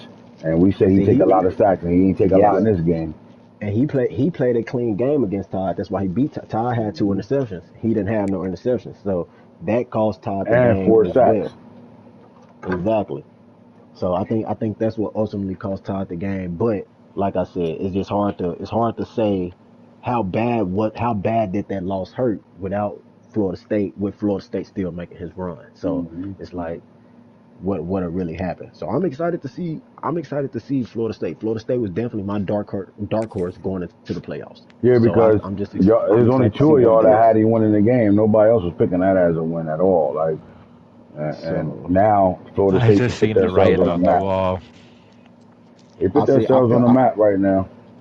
I feel like Todd thing was like I said that conference championship game was a really tough game for him to lose, and it made him ride into that playoff game on a not necessarily a cold streak, but with some thoughts and some questions that got to be asked. Like you lost to UCLA, close the game, then you go into the playoffs, you play the first round game, you beat CPU crazily, but in the same time, when you playing CPU, everybody else in that first round had a user game. So they kind of prepared themselves for that next user game. He had to play a CPU who we know not going to give you a challenge at all. So he didn't really have another user in a tough environment to press his button. That So I been his think against the storyline. Like Rangers, nobody it in the conference has. challenging him. In the playoffs, he get a game that didn't challenge him. So I Made him think, made him lackadaisical, and then coaching yep, killed him in this playoff game. yep, That's why I said it was just the right timing. I felt like for upset, a flat out. That's why I didn't take no FSU spread. I just took the straight up upset because I just felt like if you know ball, it kind of just felt like that time for like yeah. an I upset to happen. I feel like I feel like Todd with him revamping his offense, I feel like Todd gets a little predictable at times, like just a tad bit predictable at times, and that's what I don't like. Like I feel like he has to do a better job of getting dialing it up more, like be more gutsy, be a little bit more antsy, but also know when to be conservative. Like Todd to get up in games, like the UCLA game, prime example. Todd was up, he didn't have to throw the ball, I but think he he got got to find greedy them and off threw the script. ball. I think you got to find them off script plays that he can go to, especially in the red zone, that he can go to that he Yes, don't run a lot, but comfortably run them in practice to the point when he need to bring them out, they work for him. Like I watched Arizona yes, State do it yesterday in our game where he came out and had a set of plays that was something he's never ran on me before, and that look throws you off a little bit to being able to now you got something else you got to worry about. And I think that's where not being able to score in the red zone lost in the football game. Coaching kind of lost in the football game, but I think Antonio Todd going to rebound from this, and he's going to come back stronger, in my opinion. That burnout is real though. I Yeah, it understood is. what he It is. said It is. It by is. what he meant, honestly, and that's where my fear is at. As an avid yeah. nigga that spammed a lot of years and a lot of like college football and a lot of different leagues at certain moments at certain times, bro. Like I get the overall feeling of a burnout, and this shit is a different Yeah, kind of burnout because you're almost on the brink of insanity where you're doing the same thing every single year, and like Ant will tell you yeah, best, bro. Like before he broke that shit with Colorado last year, it started to feel like fucking insanity. And am I lying? Uh, Like, cause I heard so about him at NC State, and then Double R was like a good woosah for him, but then he started winning over at homecoming at the same time as Double R, so it was like, all right, all things are cool now. But that homecoming shit, and because of how it is, bro, it becomes it can burn you out, bro. Honestly, especially so I especially when you it right there, when you right there, and like you yes. got to yeah, See keep and hitting that? the especially reset. when you know you're a playoff team or you know you're gonna fall into playoffs every year. It's like you really just you want to sim through the And you, season for bro, real, and but you you know don't what's want so to like funny? sim through it. That is Todd. That is Todd to the T. Like Todd will tell you himself. Like if Todd is being completely honest, like if you ask Todd, utmost respect, you put him to a lie detector test and say, Todd, do you feel like there's anybody in your conference that will beat you out of the conference championship? You know what he gonna say? No. He No, gonna say yeah, flat, like I flat out this season. I asked him. I said when he lost the earlier game. And I told him, I was like, Todd, you gonna give him the conference, ain't you? He was like, nah, bro, I'm gonna be in conference championship anyways. I ain't worried about it. And that right there told me, I said, that's why he be acting like that. But I think again, that just goes back to him having somebody that consistently will give him a game. Like I think UCLA is doing a good job of giving him better But he can games. Now I create think, them moments himself. Like one thing I do, like it sucks. It's like, man, I always lose the recruits to the bigger schools. Motherfucking, I'm right there and I lost championship games. I keep losing, da, da, da. And then I just give myself to fight for something else to fight for, like to get myself yeah, back to that. All right, we have playoffs now. Let's go ahead and try to make this run. and then you gotta And keep resetting. That shit ain't easy, bro. It ain't easy at It all. ain't. it's a mental fatigue out of the world because you also then have to go play, like you have to go play how you may or may not feel and show up Yeah. consistently, especially when there is a certain level of expectation on what you like. You know, if you come out of a game and that shit say 40-20 and you losing, you know it's gonna get talked about. And for certain Mm-hmm. niggas, like you can't escape that shit no matter what you do. Boy. So It's a gift I and a think with curse. Todd, that's why it's a gift and a curse always when we don't talk about it a lot because there's some niggas that hold that shit and do that shit with no problems 10, 8, 12, 7 seasons. There's some niggas that like you notice when there's a crack because there is a crack, but like for the most part, niggas is really holding it down. With Ty, I'm worried that the competition is gonna come at the wrong moment. And hear me out with like now that he's burnt out a little, it's like the worst time to get some fight back from the conference because it's going to burn him out even more. Yes. It could, Yes. like where before the bank is like, oh, like if you read him for real, before you got all this competition, like you better have got as much championship or as much as just like I say like and I know we ain't talk about it, but like to everybody else in the SEC, I hope y'all enjoyed like where y'all are at in the SEC because like that nigga T is about to push everybody down one. Like everybody, I hope everybody has enjoyed where niggas is at. Cause like if See. you're burnt out now, oh, it's finna be hell. Because You ready to like come in here and have niggas mad? Like, yeah, wait, hold the fuck up. mad, like And see that mad. Like Todd niggas gonna be looking at scores. with And Think that he played Todd. the computer and Todd shit. done has so much time and so much freelance, and like he ain't Yes. respectfully done shit with it, and now he's burnt. But now that this shit is like really about to get tough a little bit, because Jordan is gonna bring Don't some matter toughness though, too with man. You Penn either a State. dog. Listen, you a I'm fucking gonna say this dog But or right you that now. I'm gonna die. say this that though. burnout shit is for not for And everybody, bro. I Like think I'm he gonna a niggas say be this. dog, burnt. bro. I'm gonna I say this. think he a Knowing dog, Todd, bro. knowing Todd, that's not going. That I'm gonna tell you, that is what's gonna push Todd to get to that next step. Like Todd actually having some like Todd, not the type of person where it's like, oh, I got some competition. I might like no. Him Not the having competition be competition. like, No, hear me out. It's not. It's just when the competition now comes and you have actual pressure. If the games still aren't going his way, wins or yeah, he's still like now it's like he doesn't have a fallback. Like now, you know what I'm saying? Like just how you said, there was no real pressure because a game that he might drop, he would sit back and be like, "Oh I'm shit, like straight. I'm cool." I'm straight. But This shit don't now, matter. if he sit back and drop a game early, and then he go to Penn State this next season, and he realize like, all right, say he win Penn State, say it's a tough ass game though, and he's at home. Now, next year, he knows like, damn, I got to go to Penn State. That shit was tough last year. It's Mm-hmm. his second year with the team full year. Like it's pressure walking into that bitch. definitely.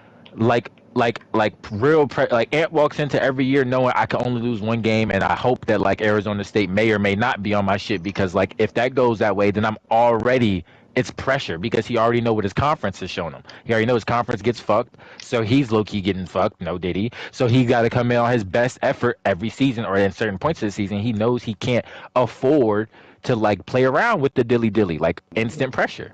Yeah, And I with think Todd, I Todd think be. if it's like it's not the comp is gonna crash him out. I know he's gonna love the comp, but like it's when the comp shows up and actually is comp. Are you gonna be able to like be like, oh shit, Get over that hump of yeah, like Did he do oh enough shit, in because the first it's seven not seasons to get over that like hump that's what when I'm the pressure saying. Or come up? how much are you really ahead? Yeah, let's find out how much you really are ahead, or how much were you really ahead? Because like yeah, like you know what I'm I saying. hold I hold Todd to a very high standard. That's You just know I do. like I Yeah, you. hold Todd to a very high standard. From a simple fact, you do have Ohio State, that's a blue blood. But knowing how you play the game and seeing what you've done to teams when you actually you put your boots on and you get Todd out been here and around play for a for real. minute. I've been seeing Todd shit since the Lions was actually not that good, and he made the Lions popping. Like See, Todd so been so around for a minute, bro. I hold Todd to a high standard. That's why he gets so mad at me when I say stuff to him because I hold him to a higher standard than most people will because I know what you're capable of. But I had the like you Seahawks looking like a said, motherfucking I was Super about to say Bowl you team hear every me. year. I was about to say yeah, bro. You hear me? I banked on him for like 4 seasons making it. I just kept saying it like like blindly as hell, like any other reporter on the TV. Just like if the Chiefs media like this nigga's the Chiefs or something, I'm loading up every year like Ohio State, bro. Like fuck what y'all are talking about, like bro, Ohio he State. he has everything he needs to do it. Like I said, I just think, like you said, it's a mental thing for him, just getting exhausted. And then, like I said, I also just feel like he needs to revamp. I think he needs to get back to his original self. One, that's the first thing. Because I told it Listen, earlier, he I've need never to seen step it the Todd fuck take up. that many Bottom line, stops. this ain't the But that's Yeah, why I time to said I slow believe it. he's Step burnt up. out because it's been all over the place, bro. It's yes, his offense. like He ain't got no identity on offense this the year. revamp was an attempt to lock in, understandably so, I believe, because when you revamp offenses, just based off of me doing it, look at Falk. Falk We revamped all his offense. fucking, but we all Yeah, got to he is. give ourselves that. Like, listen, we this league is our real football, right? Whether you came from playing the sport and this is your way of still playing it, whatever the case may be. But look at the things he needs to start doing. You got to get your imaginary mind up to be able to get through those burnouts, right? Like what I do, I got a new offensive coordinator in the building. I challenge myself. I'm running the go now. Like Max went and challenged himself. Like you got to challenge Called yourself. up Like Joe Falk, but you don't think I'm telling niggas now? I've seen Falk run like this before. Like Ant know what it looked like. This was a focus year for Falk, but he also got hoed. But he made a focus out of his season being hoed because he ain't and like right where in he was front of at. niggas looking at certain shit, but you not paying attention to what this grade do for you. Have to know you got to stop 40 carries if you feel I like was doing about it. to say that's why when It's Clemson a was like, "Yo, revamp. I can't believe Falk gave me 40 carries," I wanted to literally say like, "I don't know how you didn't see that shit coming." You He's ain't see literally that been coming. screaming it all fucking year, right in your face, like I'm gonna give whoever 40 carries. Now next year though, because of that investment last year, it wasn't a waste. Now next year, that's where I can say People like, gonna if next year expect 40 Falk carries.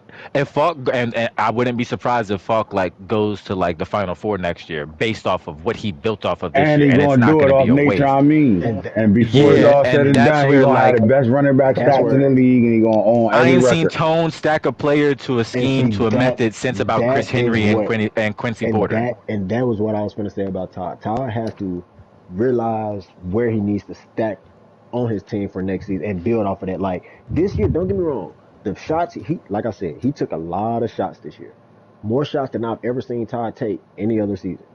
Like Todd probably give you about 7 to 8 shot plays And this that's season crazy alone. when you had Jeremiah Smith, Chris Henry Jr. Like that's Exactly. crazy for this to be So the It went year up you and got. down though, because before it was just Jeremiah, and then when them niggas left, it was like the Quincy Porter, Chris Henry, and whatever call era was actually better than the Jeremiah era. Like exactly. when Yeah, he So had I feel Quincy like Porter and them niggas, that's when his offense was yeah, actually Caden So peak. Dixon.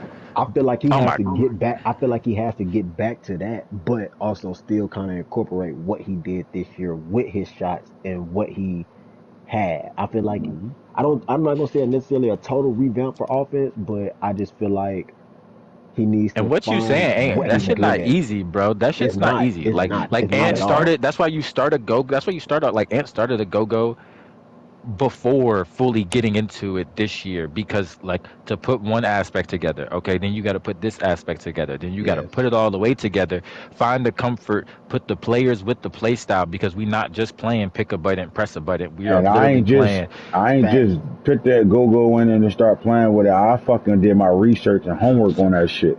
Like Yeah, I like did, you know what I mean? I That's the spent part where I hours say people watching don't Joe go Brady. deep. I Like ain't gonna. that's I exactly. spent hours watching I LSU. know I didn't everything just there shit needs out to be known LSU. about Yeah. Brendan Marion right now. I know everything there's need. Like I know from the high school, from what the high school he went to being homeless and fucking JUCO and not having nowhere to stay or even a football team, and him running practices as a fucking freshman in JUCO to him being in the NFL and tearing his knee twice and then And being a I'm not coach saying in it high takes school. I that level know of diving every you year, don't but have to like do that, but I'm just you saying gotta you put something into it to give it like to make it really real. Cause like I got a new like offense. I got a new offense that I'm working for that I'm bringing to Texas Tech next season. That's gonna look a lot different than what it did at Washington. But that comes from just me watching hours of just videos on Yep. certain But offensive why are you styles and doing that? certain. Because you want to change the narrative, right? You're Hmm. Yes, doing that because.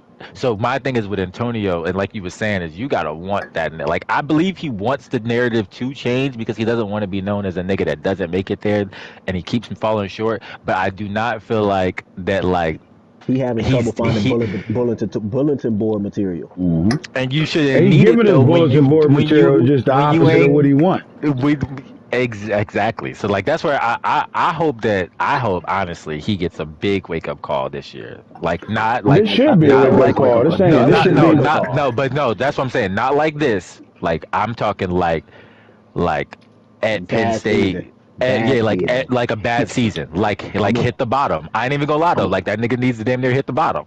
I'm Like gonna say this. I'm gonna say this. I agree with you, but I also agree with. I think Todd. I'm gonna be real. This was Todd wake up call because Todd has like I know Todd. I talked Yeah, to because Todd you could not outside to of the cut you off game. though real fast. Hold your thought. This is why this is the wake up call. Because you could lose to Clemson and then recover from that. Like, I lost to Clemson. You Yes. could lose to Arizona State and recover from that. You could lose to Max and be like, yeah, well, it's Max. And you lose to Florida State. You did not think you was going to lose to whatsoever, and then taking that loss makes you either wake you up or now break you.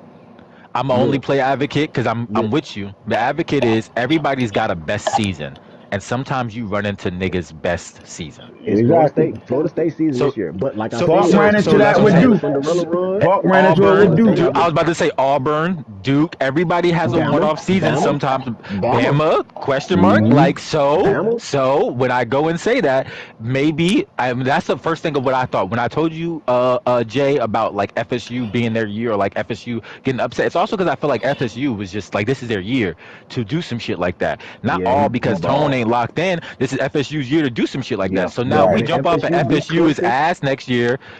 Then when we FSU look beat back Clemson, at bro. But we say it every exactly. year. We said it with Duke. We Yes, said it with Auburn. We said we're gonna say it with Exactly. Florida So State. If What you gonna do FSU next next year year? don't look good, I would look back at this Ohio State game and I go look more and be like, that's really more on like Tone just not being and versus there. like the wake up call. That's why I say the wake up call isn't so much so this game to me because I feel like if you really when I watched the A game, wake up call is Tone won't winning because Tone won't gonna win that game because Florida State was playing his best game. Like yeah, Tone would but have had the it You still Tone don't. didn't put his best foot It forward. still Tone did don't. not play his Nah, best he game, did. He did. Just Florida State was he better. ain't make it. Simple as that. I mean, when you play a perfect game, that's what I'm saying. Florida State played a perfect game. and Like no, that's it what I'm like saying. Like I've seen Todd play perfect games. That's why me personally, I say he didn't put his best foot forward because I've seen Todd play a perfect game against some teams. Like I've seen Todd play a perfect game against some good teams.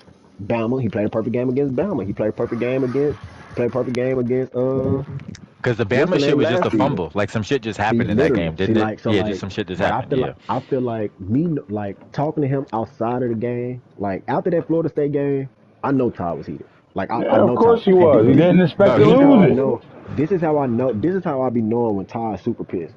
Todd don't say nothing to nobody. Like we be in a party, we still be in a party. Like when I got off the show last night, I got back in a party. Todd was in a motherfucker on mute while playing 2K. Like he was so pissed. Like, and Todd talked. I got in there and said, "Nigga, sorry." He didn't even say nothing. I said, "Oh yeah, he hot.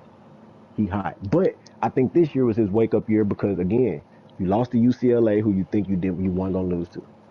Like I said, he knew he was gonna be in a conference championship. Todd knew that for a fact. Todd knew he was going to the conference championship for a fact. Winning it, I'm not gonna say he guaranteed he knew he was gonna but he win knew he it, was but gonna I don't go. think but he Yeah. didn't think he was gonna lose, especially not by a touchdown. Like throughout that game, the way he was playing against UCLA, I know in his mind he was like, "Yeah, this game's sold up. I got it won." That's why you can't Florida ignore this State, part. same He thing. did not think he was going to lose to Florida State. In his mind, he was Exactly. Nah, playing I Max definitely or think He that's Bama part in definitely the of not it. lose. semifinals. He definitely did not I lose. He definitely definitely I didn't think he was definitely gonna don't. lose to Yeah. Florida State. I just don't think it like that's what I said. I just feel like there can be a lower low right now. So like as Yeah. Yeah. much as y'all are saying it's a wake up Hmm. call, I don't know if he's going to heed this next season or if it's going to be just a that was Florida State's one off like low back up. It's all about his mental reset. We watch Yes. Albert go look. Listen. Albert did everything for years and get to the playoffs and lose right away. Argue with Falk. He kind of disappeared from talking in the chat and all that shit. He reset himself. He get right back to the playoffs, have a hell of a year, and lose first round in the playoffs. He gotta Yeah. deal with that mentally, bro. Like that's a Yeah. mental. And Albert, one of the ones that have just quit the league. Like man, I can't, I'm done. Real talk. Tone ain't Real gonna shit do though. that. Yeah. Nah, Tone Tone ain't ain't gonna doing do that. that. But how much of And that's why I that? say it's a different Yeah, sit when you're not man. bro. I'm telling you. Tone just gotta find. Like he's a really good football mind guy in real life. Like the way he Yes. played the game. When niggas say who the best in Arkansas out of the Arkansas crew, me and Falk always go to Tone first, and then recently we just got Brandon. Brandon I different, said, bro. But who? listen, Brandon's listen, hold different. Yeah, up, B hold Murray up. B different. Murray, But I B was Brandon saying Murray Tone different, for a different. while, but but B Murray's we different. wasn't judging No, Brandon it off of wasn't his just a fumble, bro. I we really wasn't was up judging Brandon off of just 28-7 college for a football. while, but Like he I did mean, come back. or Tone off of college football. We got history with Tone longer than Brandon with Mad. So we was really just going off the overall of him playing a video game. Yeah, Then it came down to Brandon was winning super championships last year in college and all that, and we still was kind of still stuck at Tone as far as the way he played the game. Like he could do it, he run the ball, he like actually play call, and then Brandon said, "I'm gonna show y'all who the fuck I really am," and it's different, bro. Like the guy different right now on the hey, game. I'm gonna be Like real he's with y'all. different on the game, bro, and he don't got it. Like last night showed me how different he really was, and I respected him a lot more than I did. And Bro, I struggled with connection that whole game, and I asked him, I'm B, he finna said, tell "Nah." you. But the I'm fact finna that tell that y'all the man had a difference. whole nother scheme ready for me, sitting there just ready for me, and that's where Literally. Tone got to get back to. He got to Hey, see, get back to, I'm can finna. I I, go I on my can bag? I can go with that definitely. That's where B Murray is taking that. And like this year, it's I'm, almost been like a blatant blow out the water as far as like I'm finna. The difference between them two, Tone and B Murray, is what you said. And Tone, B Murray, like I said earlier, Murray will see where he went wrong in the game and just be like, okay, maybe I should scratch this, and add this, that.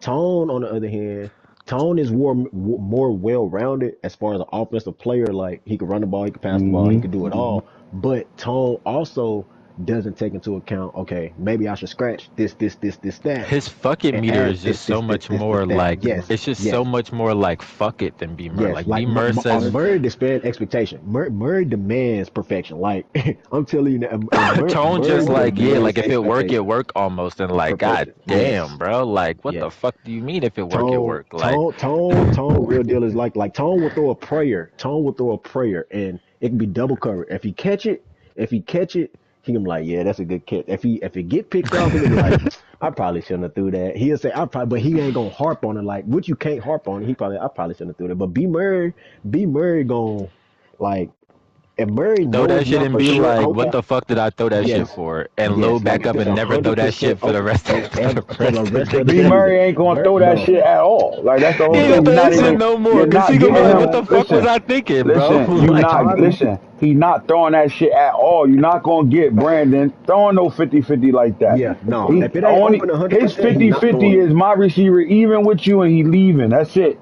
Other than Yes, that, he taking what the fuck is there, bro. Like that's what he all Todd, game. All game. see, And then Todd, but you could talk hold up though. You could talk about Tone running the football, but me personally, I think he was better at running the ball last year's this than he is doing he right now. was, He has he studs in the was. backfield this year, and they Last year he was no. fucking And ridiculous. and Brandon will tap into that too. Remember, he just gave me 25 carries 2 seasons yeah, ago He just had a for four four thousand something yard and running five back, yards. He didn't just had a he? 3,000 yard running back that Three almost thousand had yard four. running back. No, it's really when B Murray wants to do with it. I can yes, see that, But and you that's how not Tone used listening. to This is play. what y'all That's how both Tone used to missing. play, though. Let me not say that. Y'all not missing it. But this is what I'm trying to say. The challenge, right? Like, remember that one year I said I had 3,000 yard running backs? 3,000 yard running back. That's the reset. That's where you don't get yourself burnt out at because you're giving yourself different goals. We watched Brandon literally have two 2,000 yard running backs with three 3,000 yard with three 1,000 yard receivers, right? Like that's the shit that I'm talking about that gets you to the point where like we kept saying about Max. Max be having all these studs running around, smacking the shit out you, doing whatever they want on offense, but they don't never be in a conversation for awards or none of that shit, right? And then what do he do this year? yeah. That's the I stuff that think take you to that next level into the I games think where that's what Todd has to. yeah, and that's what I'm saying. Like you don't Florida. like you gotta have that. You can't be sitting here with the talent you got and your receiver got 1,500. Like Tone had a year where he had three niggas when he had Henry in them, three niggas over 1,000 yards. Like doing shit like me He has personally. receivers. Remember, he has a couple of receivers in the final shit when we was looking at the like he had like two, and then you go down and you find his third receiver Yeah. not too far, and that's why I said his offense was more potent right after Jeremiah and all them niggas left. Like right But after see, that, He it gotta, was in my opinion, he they gotta respect the user he playing, and he gotta motherfucking be able to go dig Todd, deeper in the bag. this That's it. that too, and then Todd and Murray, like again, another difference. Like I said, Murray demands perfection from himself, not even from his team, but from himself. Todd, like I said, Todd more so lackadaisical. Like Todd to do some bullshit and just be like, that was some bullshit. I shouldn't have did that. Like Murray, Kemp, like if niggas Murray, if don't even Murray do do. some bullshit, Murray gonna cuss himself. Murray be talking crazy to himself if he do some bullshit. He be like, "Fuck, that shit We sorry as had fuck." Like we had niggas in the leagues and my leagues before that. If I say what I'm about to say right now, this the type of shit that had niggas hating us and not liking us and talking behind our back, not knowing niggas in the chat, but all of a sudden DMing them and texting them and all types of shit. This the type of shit right here. Kemp became the player he is right now for playing Falk every season like he is. Simple as that. He a dog right now, and he getting that experience off of playing a dog every fucking year, 2 to 3 times a season. And I think that's what grew him to where he at right now. Like he is dangerous right now with Clemson. And he understands his roster, what he trying to do with it. But those matchups, those head to heads that he going through with one of the best players in our league, year in and year out, 2 to 3 times a year, is what got him to the point where he at right now. And when I say that shit, I mean that shit. And then I'm quite sure he'll feel that and say, you know what, it might be a little bit right to it. That's not me taking away nothing or giving somebody else credit. When a lot of niggas are take it that way and get mad at it, oh man, what the fuck, Nick? Nah, it's just facts, bro. Like me and Brandon playing each other. Me and Brandon playing each other the way we play each other. We like if Brandon ever came in y'all chat and said, I'm ready to beat the shit out of Ant. Hold on, give me a second. I fucking around give up my team right now. Like I know he ain't doing that because I ain't doing that. I know he know. And remember he went on like a 4 or 5 game winning streak before I even won a game. Remember I kept saying it ain't a rival until I win. Gotta win a game.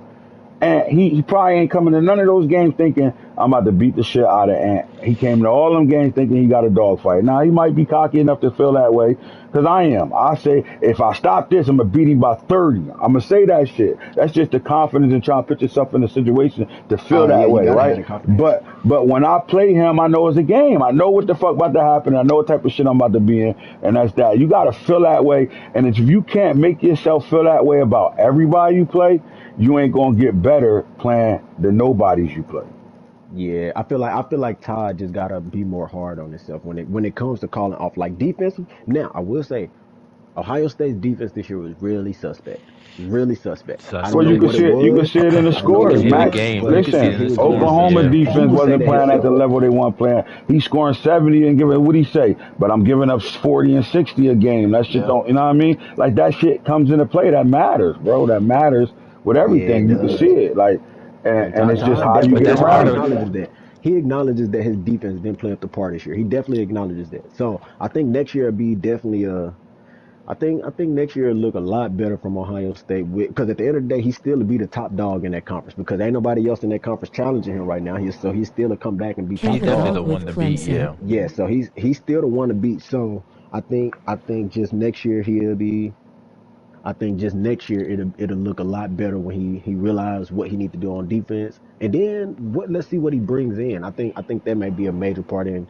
He already has a blue blood, but just to see what he brings in that might kind of help him out with defense and stuff like that. So He got a it'll team be that he interesting can to see. revamp every year because of who he got. Yes, Like he can literally do yes, whatever he want in 100%. high school and do whatever he want in the portal every year. So he's never going to be a player away ever. It comes down to one position with him: quarterback play Yes, and then play calling. That's it. That's what it comes yes, down to. yes. Quarterback play and play calling, and it comes down to him at all, right? And Like again, I said, I think he just got to get a little bit more, like you said, a little bit more in his bag with his play calling. Like stop being so just mellow. And it's like Todd get the coasting with his play call when he sees it's working in the game. Like he start coasting with it when it's like you probably should stop being just a tad. Like I ain't gonna say he's super predictable, but he definitely does get in those predictable moments or situations with himself.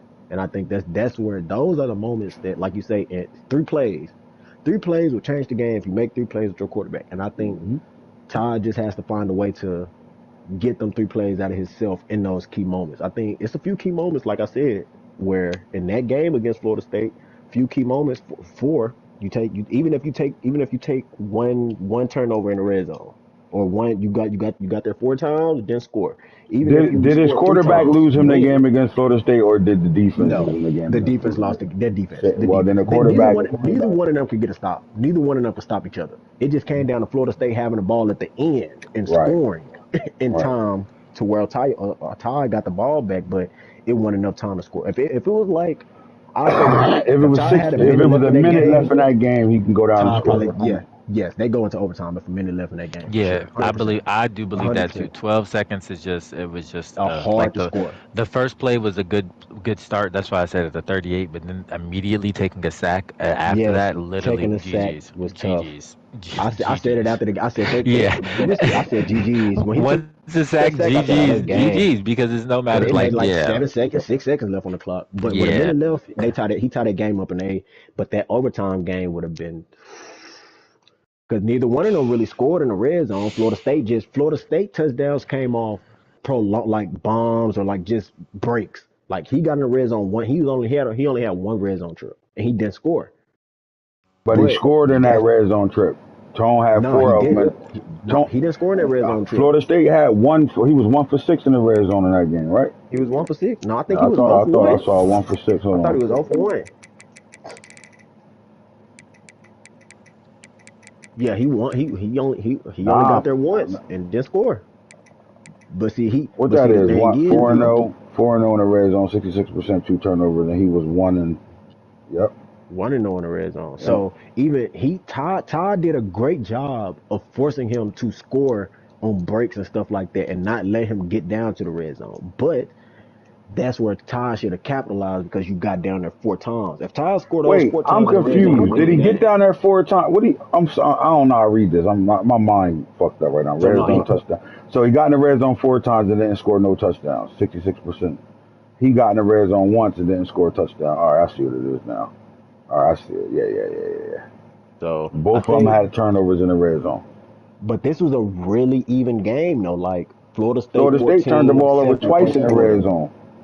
Like this is like Florida State won the first quarter, then Ohio State won the second quarter. So it was still a tie game going into halftime. Then you come out third quarter, both of y'all defense start waking up, both of y'all only allow a touchdown. Then again, we come down to the fourth quarter, Florida State score, tie score, Florida State score, tie couldn't score again.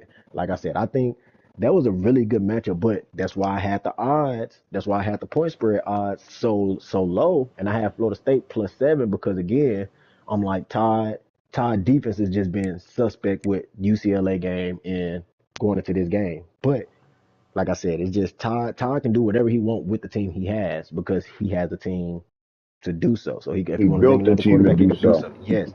So it's just a matter of where he want to go and what direction he want to take to get over the hump. All right, so the Bama Oklahoma game had some controversy to it, which was drawn out really long. They ended up finishing the game. Max ended up winning it. I don't think the game's worth talking about because these stats ain't the real stats of that game. Yeah.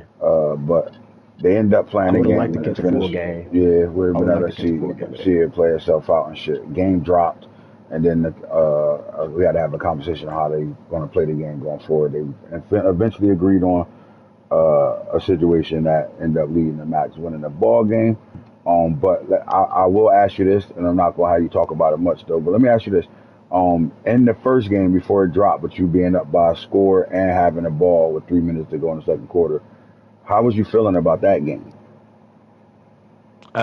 I feel like Bo was in vintage form. Um, he was definitely leading like the offense as far as just being very fluid, not being hesitant, showing why we believe he's the best quarterback this year coming out and in the league.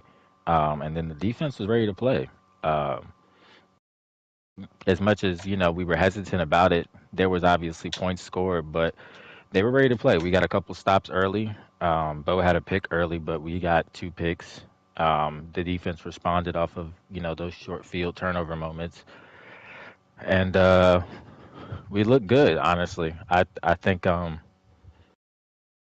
we got to see a team maybe that we're not so familiar with as far as on defense.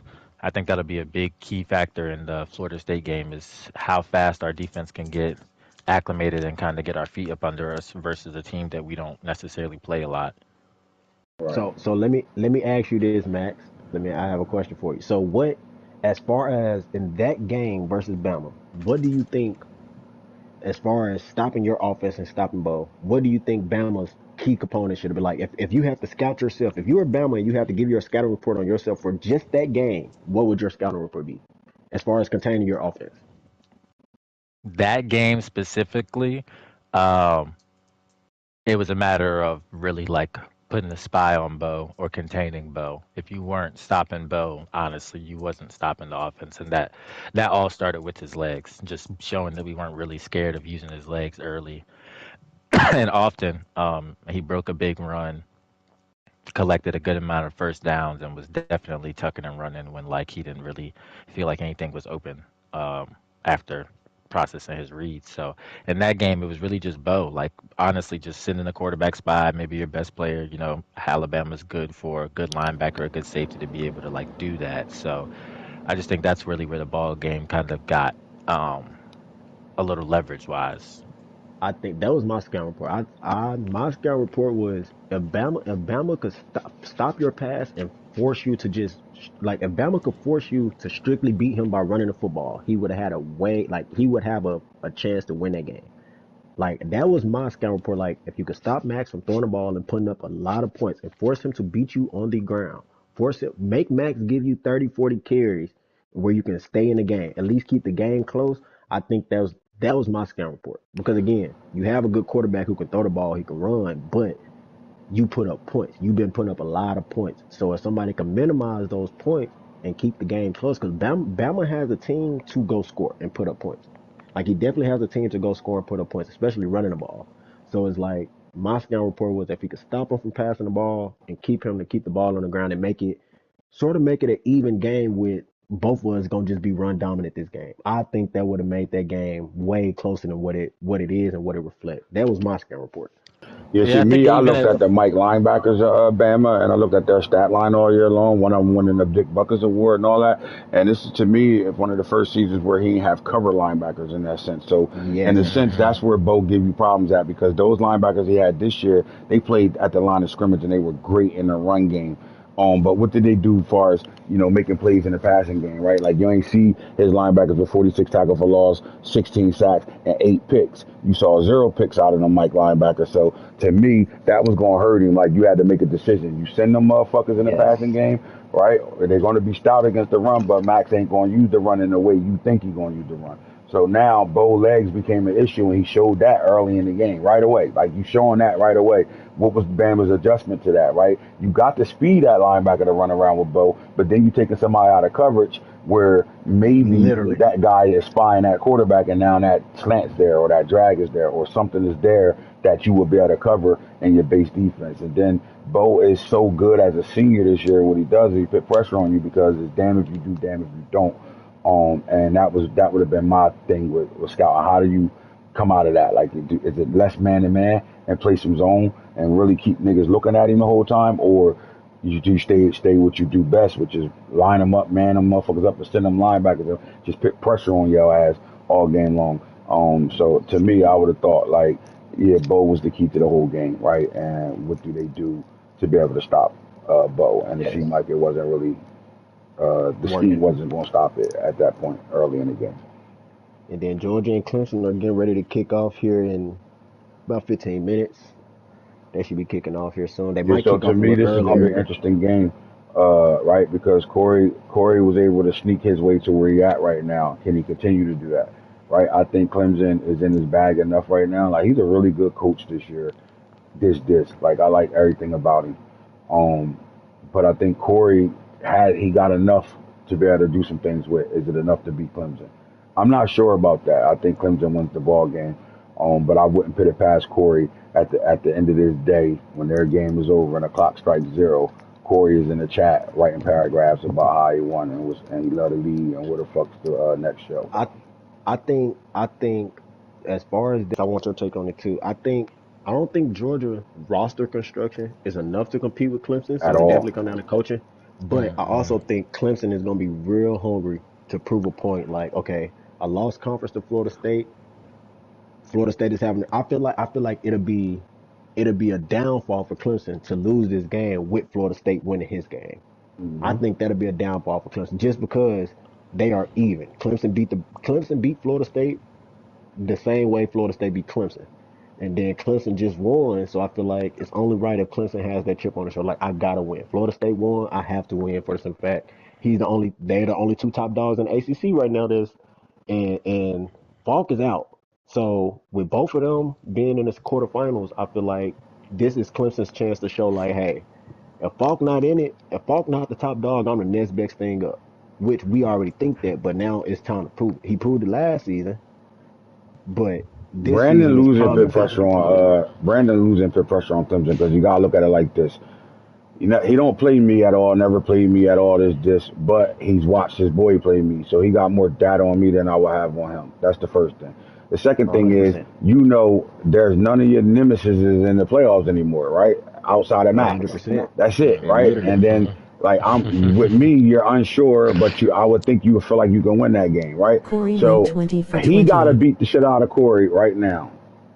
I think both of y'all hit that shit on the button because it's a lot of ways to look at it. I'll first off say number one, 150% of the pressure is on the Clemson Tigers this Yep. game. yes, Like when yes.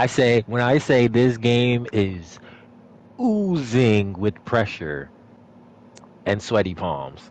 Corey gets Facts. to go in there and do whatever the fuck he Corey wants, got a free season, however the Max. It's a fuck he free wants. season for That's what him. I'm saying. He gets to go in and do whatever the fuck he wants, however the fuck he wants. And that's why I'm saying, though, number two, if this game goes into the fourth quarter, mark my words, if it goes into the second half, 10 points, this is going to be a ball game. Corey is that good of a coach. Mm-hmm. I don't give a fuck what his team looks like. If he feels like, oh shit, 10 points, he's going to start counting possessions in the second half, and he's going to start playing football, and it's going to become a ball game. He's going to start collecting all that data in the first half, and he's going to start applying it in the second half. The only thing it's going to break on is if his team is going to be able to do it, and that's just what Hey, you'll be able to see that within the that game. is definitely the biggest thing. What would his team? Because Because even when he this is played two good coaches. LSU, most of his guys were like cool, but there were some yellow guys out there. And during the full course of the game, the way his roster is, that definitely is bound to happen. But like that's Definitely where coaching and like I believe in his coaching. And situational management. if Corey is locked in, I'll say this: if Corey is locked in and he's had a good day so far, or whatever the case be, no bullshit, because sometimes it just be like that. But I'm telling you, if Corey got on the game and he had time to maybe run a game before, this is going to be a decent ball game for real. I cannot lie. Clemson does not play him a lot. Corey can catch a lot of things of what he does off guard because he's also got a authentic kind of like unorthodox way, a little bit like Clemson. So I feel like I got Clemson pulling out because of just how locked in he is, but that also definitely can like bite him in the ass too because 100%. I've been that Can't locked overthink in, it. and I get exactly. I've been that locked in. I know how big the game is. He's one game away in his eyes, really, because loading up to Colorado is, what I'm saying, that's the game you want. That's the game that if I can win this game, I'm definitely not only at the Natty, but I'm leaning towards I'm Chance to probably win. winning it. Yeah, Yep. if I Chance beat to win. Colorado, I'm leaning I'm fucking towards the chance to Because win in it. all honesty, your only comp. If I'm Clemson right now and It's I'm either looking at the somebody that bracket, you played above at or somebody Oklahoma I and you never just played, beat, or then somebody you never played, or it's Florida State who you really have a feel on, and then you got to get through Colorado to go to one of literally, those two niggas. Like literally.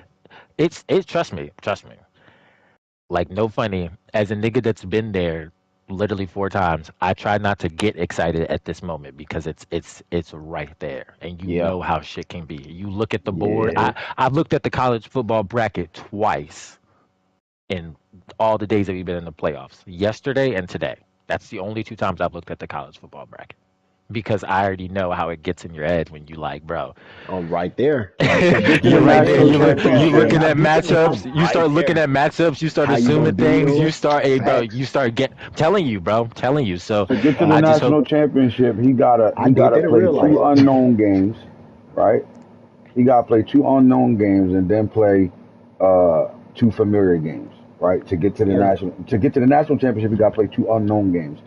To win a natty, he gotta play two familiar games, right? yeah. And you're coming off of you gave Florida State an ass whooping in the regular season. He gave you one back in the championship game, And and I think that's gonna propel him to get there. Like I think that's what's gonna propel him to like I know if he beats Georgia and y'all line it up in.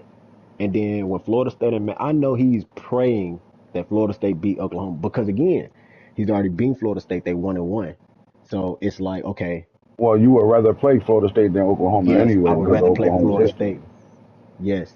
So and then again, y'all both in the ACC. Let's take it to account. Let's be petty here. Let's take it to account. We both in the ACC. I have bragging rights. Mm-hmm. Falk is gone. You beat me once. I beat you once. If we get to the Natty and play again, and I beat you twice this season. One for a Natty. That's fine. And then on top of that, like I said, this is Clemson's chance to show, hey, if Falk was to leave the ACC right now, or if Falk was to have an off year right now in the ACC, I will be the next man up. Not Florida State, not NC State, not Penn State, not me. I will be the next man up, and I think that's going to be his proving My point number my number four is this is bragging rights against the boys. This puts you. for sure. I feel like if you can get there this year alone, I would be able to comfortably be like, yeah, I don't know, Clemson got it this year at number two, like Yeah, out of the arc board because Murray is number one. yeah, Murray's number one. But if he gets there through these two unknowns, Colorado and Georgia, gets there and wins it, definitely. Like no arguments, don't even talk to me, number two. But I'm willing to Yes, go argument about it if he even gets to the national championship yes, with because this Todd type ain't of got there season he yet. has, and he's done it twice. And Yes, he's get through the two unknowns, which can be a brutalness. We're talking about unknown and somebody that's been to the national championship with Colorado, and then unknown with somebody that has won a national championship in league history with yep, Corey. So yeah. And then again with like you said, him fighting for that second spot, and just out of the guys, we had that conversation last season when y'all asked like, who would y'all say ranked out of y'all Arkansas guys? Who would y'all say are y'all like? How would y'all rank yourselves? And it was a conversation of Todd would be second, B Camp would be third, or Todd B Camp could be second, Todd could be third. It's interchangeable. And Benny felt like, hey, I've been doing it consistently. It should be me. And now again, this is that chance to I think yeah, this is y'all, definitely another I'm opportunity sorry. to go ahead Like, and to go ahead and do what you gotta do because you only play what's in front of you. So yeah, as far as if Ty was to feel like whatever or whatever, like you only play what's in front of you. So he handled Corey. Todd needed to handle Florida State, and the way the cookie crumbles, sometimes it just crumbles. I agree. You yeah, couldn't say that shit no better and shit. He just got to get through this Georgia matchup because this is the matchup that you could slip up on because of what's in front of you. You know what I yes. mean? Like, don't Because of And overlook what's in this front of then, you matchup. and what you don't know, yeah, that shit right there, And man. Georgia has a point to prove for the simple fact, which he's having a good run because he was one of the first teams out before Free that last before money, conference bro. This is championship, free and he got money. in there. This is free money So for And Georgia. yeah, it's free money, and he definitely can go off to prove some things because of the simple fact of like, yeah, like the question about me with I had Arkansas, but Arkansas. now I have Georgia, and now even with this little Georgia, like, because there's still benefits, obviously, even with his small ass roster from just him being Georgia. So now I have Georgia, boy, and now I'm doing this. Now it only gets like now set my bar here, because like honestly, he beats Clemson. You have to set Georgia's bar for the next year at the fact you start the conversation with he beat Clemson to yes, go against Colorado. Even if he gets aired by fucking Colorado. I'm starting this conversation and like, oh, well shit, this is the same Georgia team that dropped Clemson off last year in the playoffs. And you start the conversation there. So yeah. Because I the think when you SEC a is guy gonna that be comes off of winning, loaded next season. Y'all are gonna be yeah, loaded, really of loaded. course, yeah. Yeah, like y'all, like the talent there with the way you guys are saying, South Carolina plays and stuff, the way it has gave me the rundown on them. The competition level has really jumped, so a lot of room for error is gonna be like, Yeah, for me I don't know personally, if you next saw year, my comment yesterday. I said he may need one season. And I was being um, like and he like may just depends on what like it looks like next year. I haven't physically gone and looked at his roster, but I'm gonna he be real. may need 1 year. I'm gonna be real with the talent that the SEC has next year. Y'all should have five to six teams in the playoffs next year. And if we're being honest, well, I would say let's take you realistically, say a year. realistically four, because somebody's gonna have an off year. Boone, Auburn, like somebody's gonna have an off year. It might Early, be LSU. He 10-4 this year. I like me. I just depends on who comes back for him. I feel like I like me, Bama, Tennessee, South Carolina next year. I like for y'all next year. I Georgia, like I you. maybe. I tell you the I like respect we you, got for T Bama. because he ain't even played the I'm putting game. Got T. niggas putting him in the I'm off dead right ass now. putting no. I'm dead ass putting T in the offs right now. Like I don't know what his team looks like. I don't really care what his team looks like. He has one transfer portal, and whatever Ant did to his roster already. If he's gonna load up and play every game, I have T in the playoffs. So I feel like out of the SEC it's gonna be you, Bama. I give you South Carolina, and I say Georgia gets back next year. I say I because want, again, Georgia was yeah, right there on the cusp of it this year. He got in this year because of somebody LSU losing in the conference championship, so that put Georgia in. But even without LSU losing, Georgia was still that. Well, I think he was 11th, or no. I think he was 13 or 12 or something like that. I think he was Yeah, I think it was 13. He 12 and jumped 13. Tennessee. Yeah, so even he's right there. So he's arguably he's 11-2. He's arguably a loss away. He go 11-0. We looking at Georgia probably being the 10th team in, or the 19th team in, or replacing LSU. LSU was 10-4. So it's like They gonna come back with a Georgia. high ranking from the door just because of what Yes, he did this year. He's and gonna then play a that's not lot to more mention what regular he did in games. recruiting. Yep. Hold on. If he beats That's gonna Clemson, be his the recruiting is gonna be crazy. thing right there. Like what does the roster retention look like and what do he bring in? That's gonna be all the tell off for next season. But right now, early 7-up. yep, It's already 7-7. 7 up. Yeah, 7-up. Third quarter, 3 minutes left. Georgia got the ball at the Is 23 a yard line 7-7 going ball in. game? 7-7. They both probably scored on their first drives. And the third, you said third quarter In the already? first, Oh, no, in the first quarter, three oh, minutes left. all right. Nah, Yeah, that's seven straight seven. up. Yeah, This is no, to take y'all should have took the over in this game for sure. I got points. I got points in this joint. I got points and I got Clemson money line. I got Clemson money line. I I have definitely Clemson have money Clemson line. money line. Well, I But don't I don't know another if it's great going. What was fucking the show. spread? What was the spread? the spread, where let me see. The spread was, hold on, it's in the chat. I think the spread was Clemson minus, hold on. Where is it at? You got alerted. It's right there. There it is. Clemson money line was minus 21, and Georgia money line. I mean Georgia point spread was plus 14. Clemson minus 21. That was the point spread. Minus 21 Clemson, plus 14 Georgia. And right now Georgia covering. Yeah, I definitely could have got with the Georgia 14. I ain't gonna lie, but Yeah, I think Georgia Clemson. just turned the I ball think. over. Yeah, I think Clemson, and that's the thing with playing Clemson. You turn the ball over too many times, he will beat you. Like it's certain teams you can't turn the ball over that many times. And with him Well, playing Falcons next year, he went for a 4th and 2. So I mean, it counts as a turnover, but Mm-hmm. I don't know if it gets the same momentum as a pick. That's a good throw. that's a Stop is a good one, stop. boy. All right, with that being said, we'll catch y'all on the third episode, man. Another good one, man. We are out of here. Gone. Alrighty.